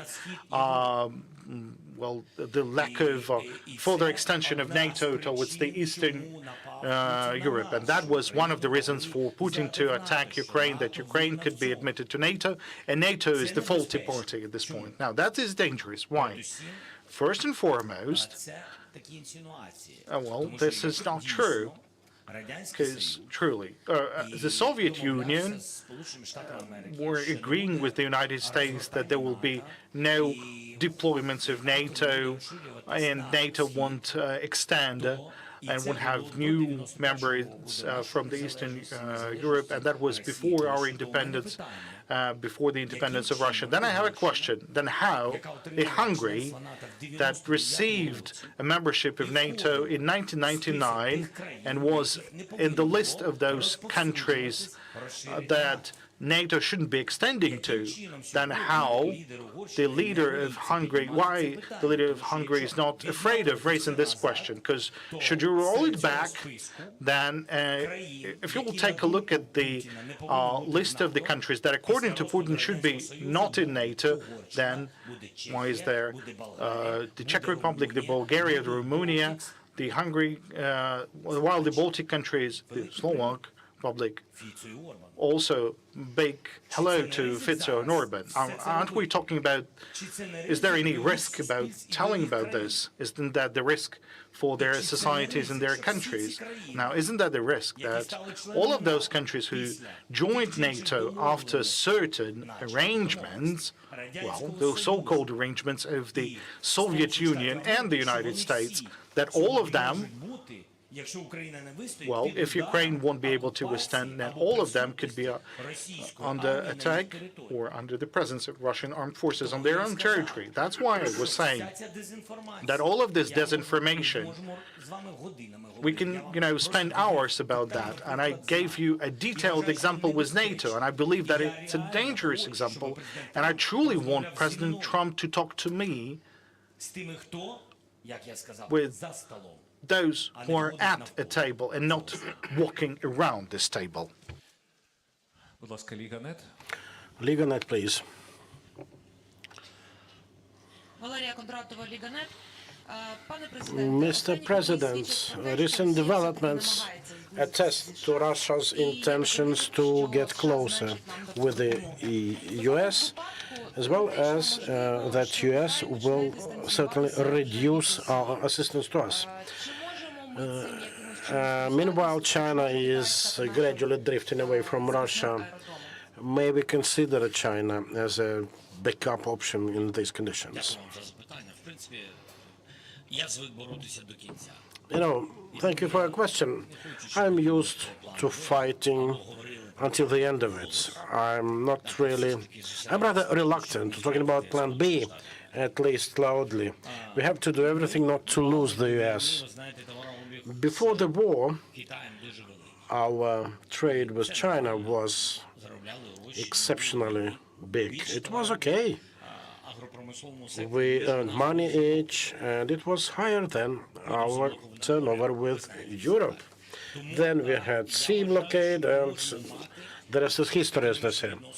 Yes, we can have economic relationship with China, and I do think that China, and during our summit and peace formula negotiations, we have always maintained that, particularly when matters pertinent to territorial integrity and sovereignty of Ukraine are discussed, China can be engaged, and if they are able to help us in this, in their relations with partners, maybe in terms of forcing Russia to recognize the territorial integrity, why not?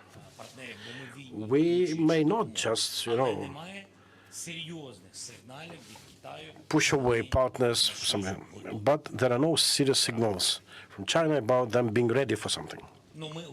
Full stop here. Well, frankly speaking, we're also talking with Europe, and Europe's most serious countries are already considering the expanding of their assistance in such case. A question from this region, exactly Phoenix TV from Hong Kong, from what I understand, and then NHK, Japan. Good afternoon, Mr. President. It's a pleasure to be here, and thank you for this opportunity. I am Chen Ying from Phoenix TV, Hong Kong, China. We have observed that the Ukrainian government is making various attempts to achieve the peace, but it is not yet successful. But we're hearing a lot of public voice in the Ukrainian society for peace. Under this kind of circumstances, what does Ukraine hope for the China role in this Ukraine's cessation of war, peace restoration, and future reconstruction? Thank you.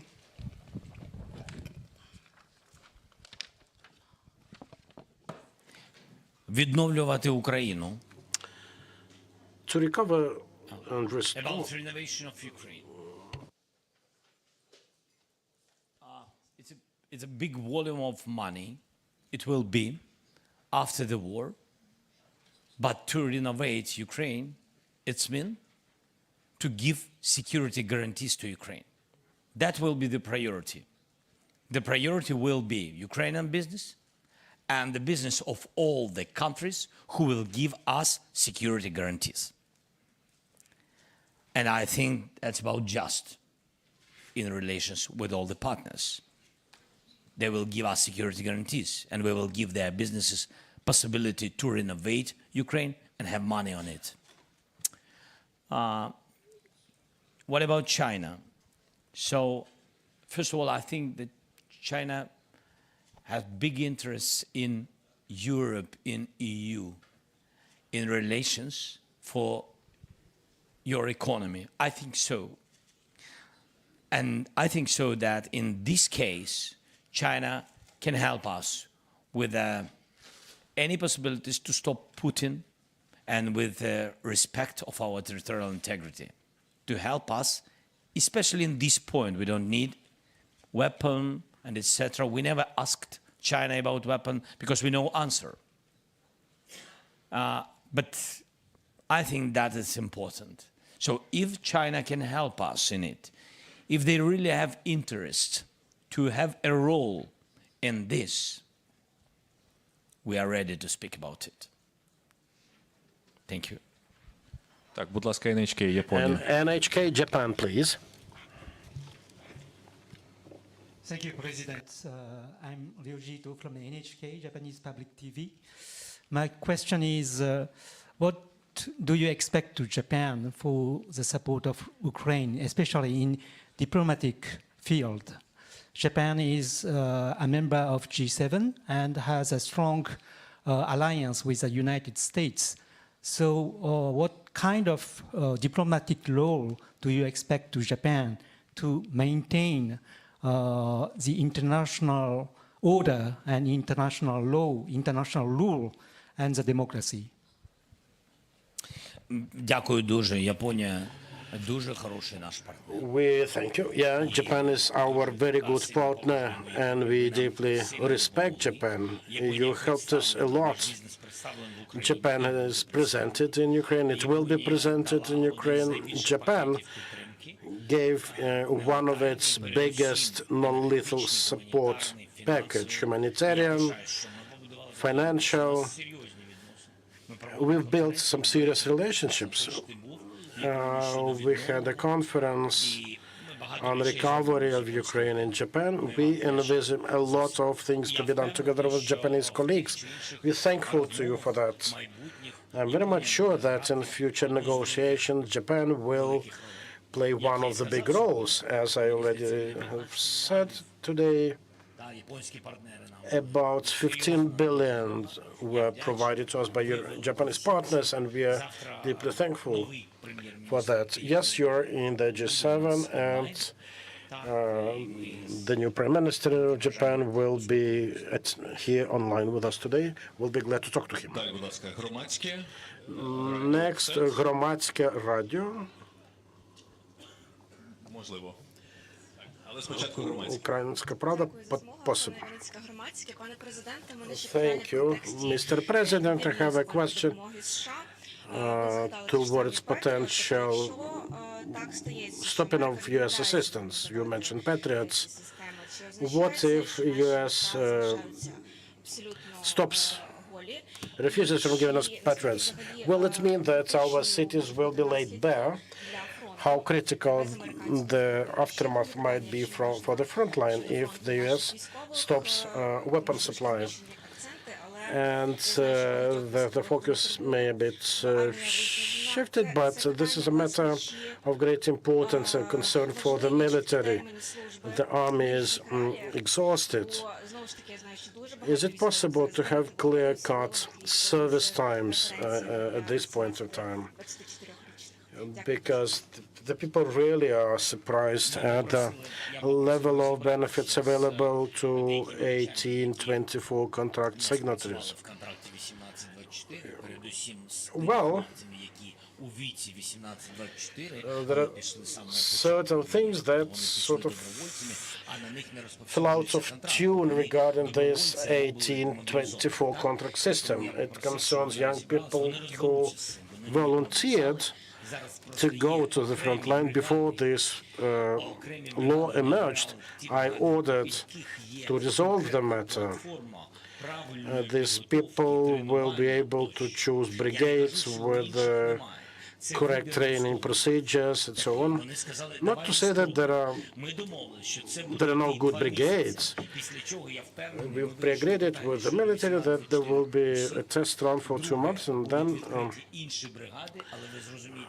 then other brigades, besides the one initially earmarked, will be made available. I'm listening to what Sirski, Drapati, other commanders have to say.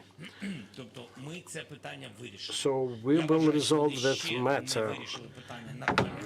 I do understand they are yet to decide on normal personnel rotations, because yes, people are exhausted. I can only thank them to tell that both the military and the chief of staffs will have to do everything to support them, to help them, to provide them with more rotations, vacation time, to finalize these 1824 arrangements. Like any pilot, I would hate calling it experiment, but as a pilot, meant to facilitate the transfer towards contractual army, we need to understand how it will unfold and what the consequences will be. It is a serious move. Because of that, they are very careful treading this. I would really don't like it to debilitate the front line. And regarding Patriots, by the way, not everything has entered our countries since relevant decision was made at NATO Washington summit. This is how things go. It's not about new system. It's about the system we had agreed upon back in July last year. We're still waiting for them. So yeah, we are sorting this out. We are sorting out the aerial defense matters. Yes, and frankly speaking, we are working to build something similar in Ukraine. But what will be the critical consequences of stopping the US assistance? Well, just imagine 20% less assistance available. You can conclude yourself. This is why I say that we do count on it not to be interrupted. And secondly, we are discussing a new model to have increased shipments from Europe, and on a separate note, a separate funding available from Europe to support the manufacturing here. We are also in negotiations with various representatives of non-European countries in respect of buying some serious weapon packages, and I think some good results are to report.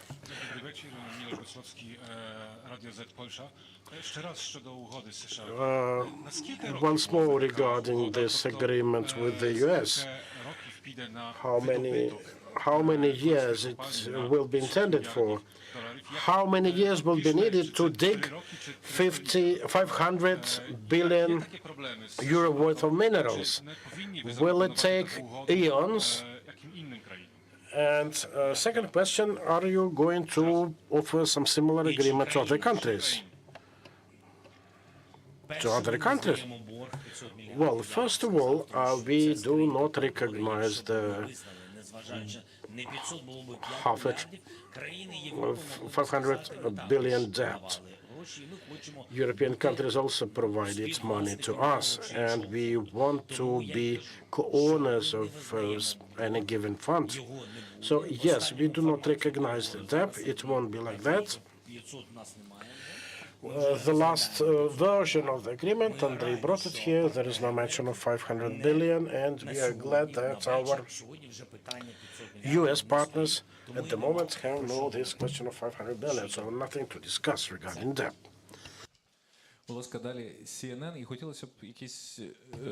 CNN next, and then we would like to hear from some Spanish media.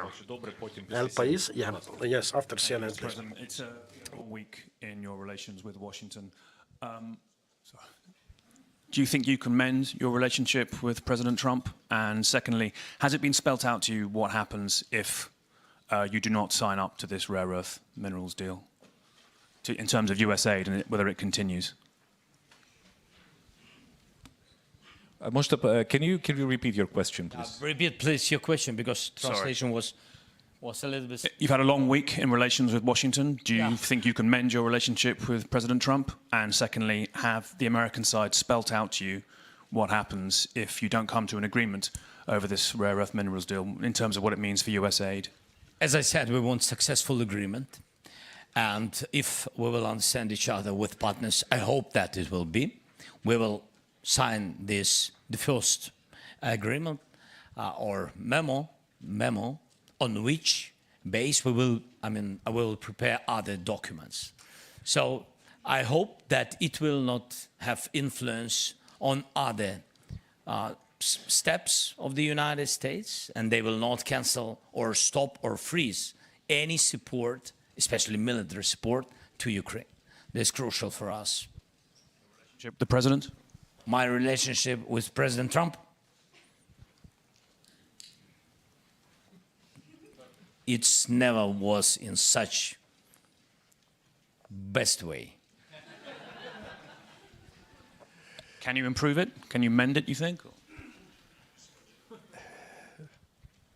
No, I think we have, our countries, first of all, our countries have strategic relationship and we are partners. And I think it's not in our rights, like presidents, to lose partnership between our countries. And that's why, for me, it's very important support of the president and support of Senate, Congress, of your two parties. But first of all, support of your people. And I count on it very much, and I'm thankful that we have it. Далі, будь ласка, ЛПІС і 24 канал. Next LPS and 24th channel. Пане президент, перепрошую, тому що я не розмовляю дуже добре українською мовою. Sorry, Mr. President, I don't have a good comment of Ukrainian. Ви думаєте, що можливу угоду з Російською Федерацією? What do you think about the potential future agreement with the Russian Federation? Will it have to be ratified by the parliament, by the Verkhovna Rada, or during a referendum? If at some point you mean when we reach an agreement with Russia? This is a very difficult question. The question is where the partners will be at this time. It would be nice to see all of them with us, and it would be very nice to see that partners are on our side, not mediators. Next, the question is about the agreement itself, whether it will be just for us, because this is what we want, this is how it has to be, and based on the details of the agreement, we'll have to think, because it can turn various ways. We'll have to see. It's quite a challenging question, indeed. 24th channel. At any rate, all the changes, even with money like that, the financial ones, need to be ratified in the parliament. I think we need to be based on the Ukrainian legislation, and we will see into it. Mr. President, you started by saying you're ready to leave the President's office if it will bring peace to Ukraine. It wasn't the thing I started with. It was the start of it. You also said that you could exchange your office for NATO. Meanwhile, we have one more unit to exchange. Kursk Oblast. So, okay, one more on top of my office. Yeah, this is what we would suggest as an exchange thing, unlike your presidency, but they seem to be reluctant to get it back. So if they don't want to have it back, what will we have to do? Will we have to make it a part of Ukraine? No. We are interested in our own Ukrainian territories, and whatever the case, Kursk Oblast will provide us with the possibility of exchanging it for our Ukrainian territories. When we come to matters of territorial integrity, specific steps, I think it will help us.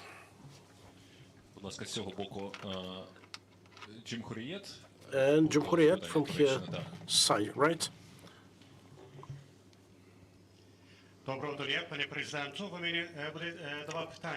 Mr. President, two questions to you. First, there are different ideas between the U.S. leaders and that of Ukraine. The U.S. administration currently ignores and violates the principle of nothing about Ukraine without Ukraine. They launched negotiations with Russia. And the second round of these negotiations is to be expected soon. What do you think? Will it be possible for you to convince Trump to have it in such a format when the US, you, Russia and Europe will be present? And second question, will it be a sort of a Yalta agreement? And the second question is, during your visit to Turkey recently, you had talks with Erdogan. What is your assessment of the role and function of Turkey? What is your take of Turkey's proposal to become a mediator in negotiations?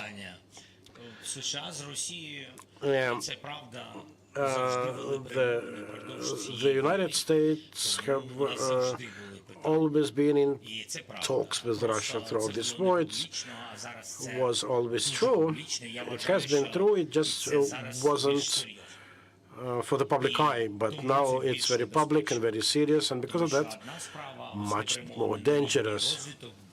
One thing is to talk via your intelligence services. Another thing is to have your official representatives doing that. But again, this is not news for us. I frankly said that we would really like it as a priority for the US to first talk to us, then to Russia. But they have an approach of their own. They have their own agenda of bilateral matters. They can discuss whatever they want in their relations. This is their right. But it is not possible to decide anything about Ukraine without us. We will not recognize any such agreements, regardless of format. Because of that, I said that it is our table, and we are sitting at the table, and I'm sure of it. Yes, we are enemies with Russia, and we are the parties of the war, though they are aggressor party, and we will be at the table, and Europe will be there because the war rages on this continent, and after us, the most danger it will bring to Europe. You know that. Whether on land, in the Black Sea, in border regions, the border regions with Ukraine, the countries that will be the first to feel it. And yeah, I said Europe and the US. And the US as surely as our strategic partner. And Turkey, I'm not sure of the time, format, and role, but Erdogan does know that we consider him among important security guarantors for us. I mentioned that in my talk with President Erdogan. And I think there are just two armies in Europe now. The two biggest one in Europe, the Ukrainian one of 800,000 and the Turkish one. There are many countries that have helped us a lot, but we have to be very clear, to state it clearly, as to who is able to provide those security guarantees in Europe in terms of peacekeeping corps. Okay? Суспільне, please. Could you please raise Darina Kolomids from Suspilna? Just recently, you have partially answered my question with regards to the negotiations taking place in between the United States and Russia. Indeed, earlier, Trump's administration was saying that no terms and conditions will be imposed on us, but based on the recent statements, we can see that truly there could be an agreement signed in between of them, and then this agreement might be tried to be imposed on us. So what could be the guarantees for us for this not to happen? And we're not going to do that because, well, you said we're not going to do that, but are there any guarantees for that not to happen? And with regards to your meeting with Trump, you said you would like this to happen before the meeting with Putin. You said this today and earlier. Do you think, is this just at a level of desires, or there may be any agreements in between of that?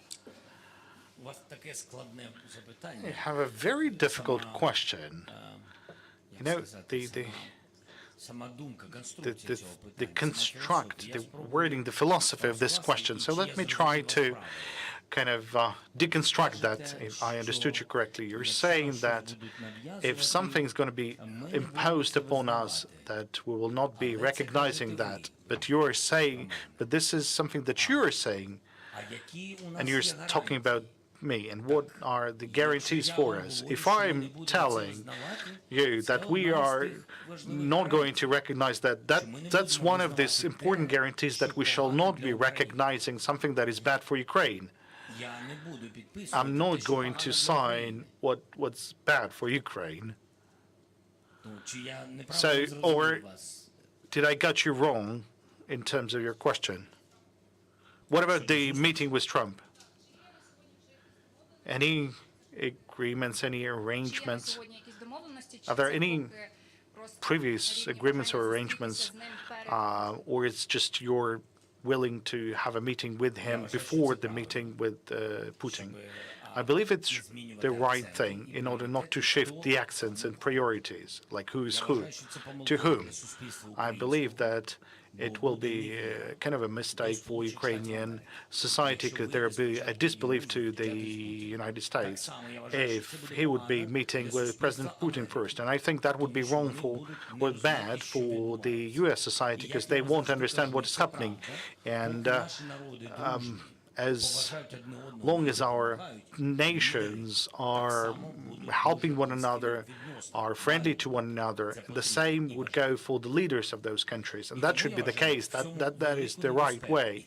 So I believe that's a big threat. That's going to be a big and bad signal for the Europeans. But it doesn't mean that we, together with you, I mean, we can force any leader. No, we have to tell about the importance of preserving those relationships. That's why a meeting with the President Trump, I believe it may happen, but I'm unable to tell you when.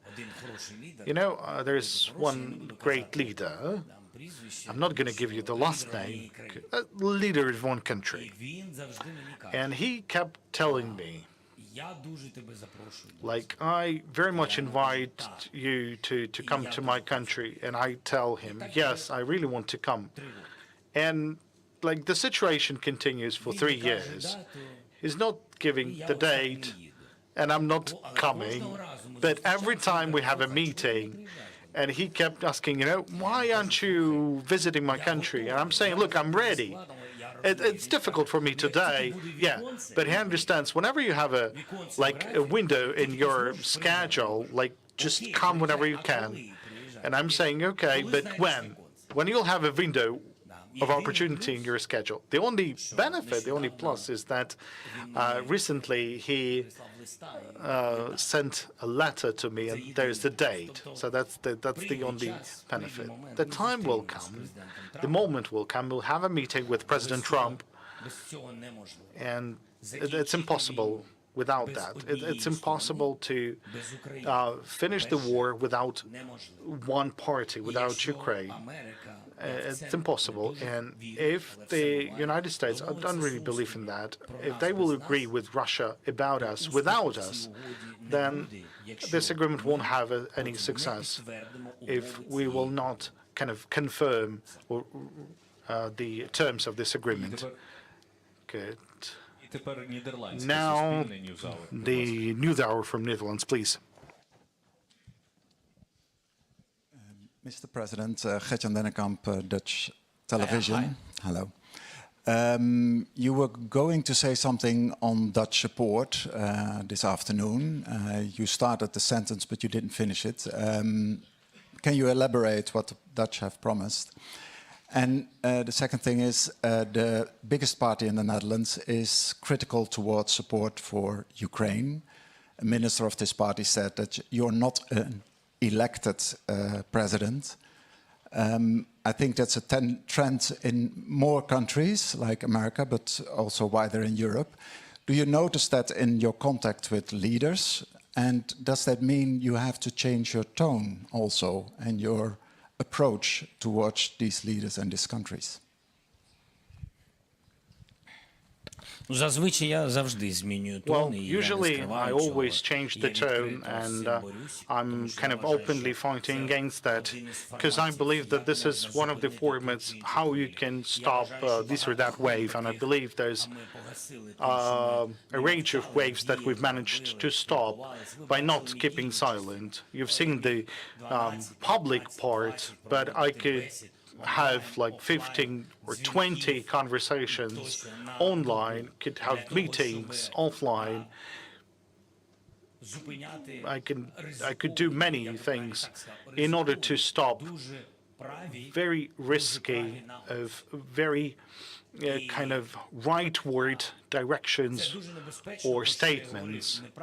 And that's what I was mentioning, that the wrong information that could be coming from the partners or from the United States would be pushing the European leaders, particularly those right-wing parties that have such an attitude to this national isolation, first of all, like we are the first, and what's happening abroad, this is not something that, it's important to us. But the war, it doesn't see the borders, not everyone understands that, so we're fighting against that. We're working with the Prime Ministers of Netherlands. We are in a very good relationship. There is this support. I talked to the Prime Minister, I think yesterday. It was Saturday, so I talked to the Prime Minister, and the Prime Minister supports us. We'll be working to support the assistance coming to Ukraine, plus there's a certain question regarding F-16, so we're working. The final question is we need to finish the Ukraine forum, please, in the first row here.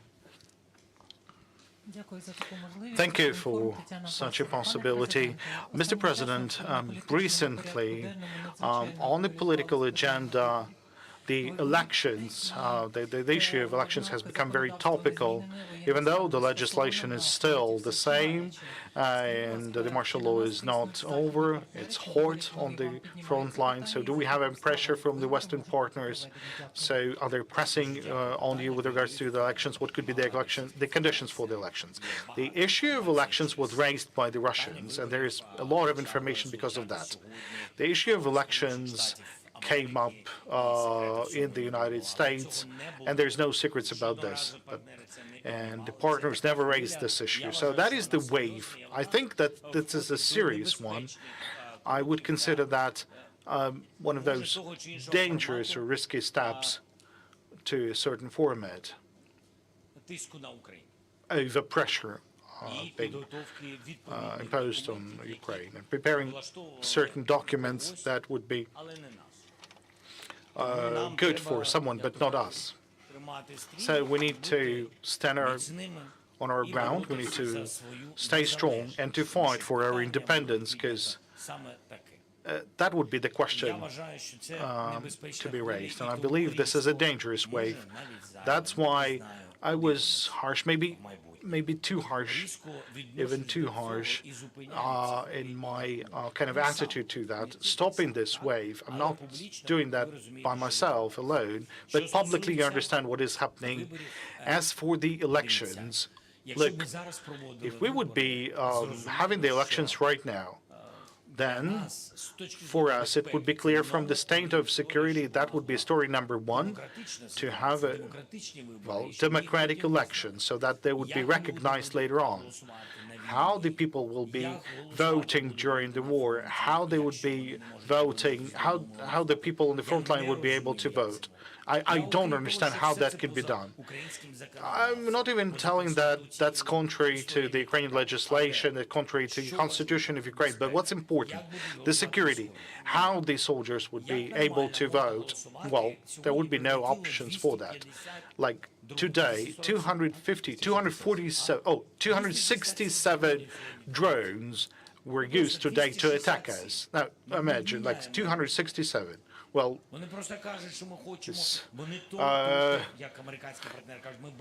Russians are very persistent. And you see that when the people from the United States are saying that Russians are willing to end this war. So any person willing to end the war, will that be launching 267 drones? How do we able to organize the voting in Sumy region? Like, that's a question. Or how can we do that in Kharkiv region? What's going to happen to Kupiansk?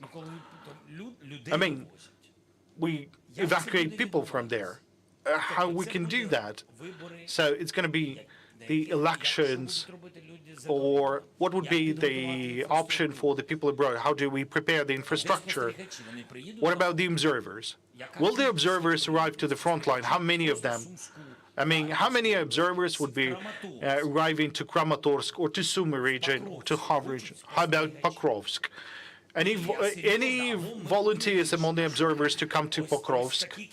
Like, or we would say that, there's a certain amount of kilometers from the front line where we can have the elections. So it's going to be, they're there, and we are a small piece of the land, like, out of there. But that's wrong. I mean, how would you recognize the elections where half of the population won't be able to vote? Because that would be the case. I mean, they won't be able to do that. People, forget when they're raising the question, like, what do we do with the temporarily occupied territories? Now, what the people are going to do there, how they're going to vote. Okay, we cannot take back our territories, but how the people are going to travel there, amidst the combat operations, who's going to let them go? Or we're willing to tell them, like, something. In this case, Russians will be controlling the elections on the temporarily occupied territories. There are so many questions like that. In addition to the fact that this is contrary to the law and to the legislation. Let's cancel the martial law period? I mean, we're saying that there's some understandable challenges, there's problem with rotation. So what if we cancel the martial law period? So let's be honest. Many people will return back home? Where are they going to vote? With what flag? If all of the armed forces will go back, or the majority of them will go back. I mean, all of this story around the information about the messages, which is coming from somewhere, I mean, don't we understand all of those challenges, all those risks? And unfortunately, our partners are being told was some nonsense. I believe this is all disinformation. Like, I don't believe that President Trump thinks like that by himself. I don't really want to believe that. It's important because these are our strategic partners. That's why I told the word disinformation. A question about the military. Let's have the very final question, and we'll finish with that.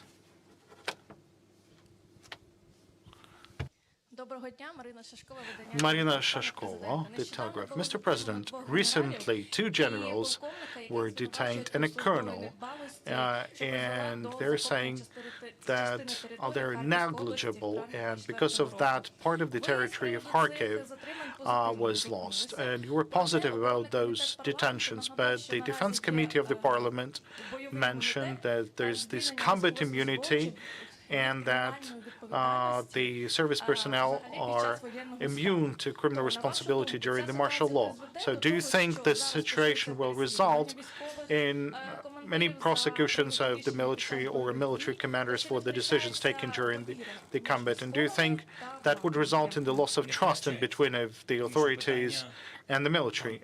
There's no loss of trust. It wasn't about the territory. Well, not only about the territory. When there's this story about of fighting for Ukrainian territories, a lot of people are dying. So when we're saying about the negligence, I mean, is that a matter of kilometers? Is that important? But there were people dying there. So there's a serious matter behind it. Let the law enforcement agencies dealing with that. I have much respect to the senior officers, but the soldiers are dying. The soldiers say the commanding officers would need to be responsible. Someone has to be responsible. I don't know about the conclusions. Let the investigation take place, but saying that we have a war and then we keep our eyes shut on everything. That's why I told, let the people kind of investigate that. But the soldiers in trenches, and I had a question in the middle of the investigation, and we had a headquarters session. So I had a question to all the supreme commanders, supreme leadership, like these people over there, were they on the front line with those people, in the soldiers and the trenches? No. Now, what could be the claims to those people that they kind of retreated or something else happened? And I have claims that many of them died on those positions. Should we kind of investigate that or kind of dwell into that? I believe we should. Thank you. Thank you. That is the end of the press conference. Thank you.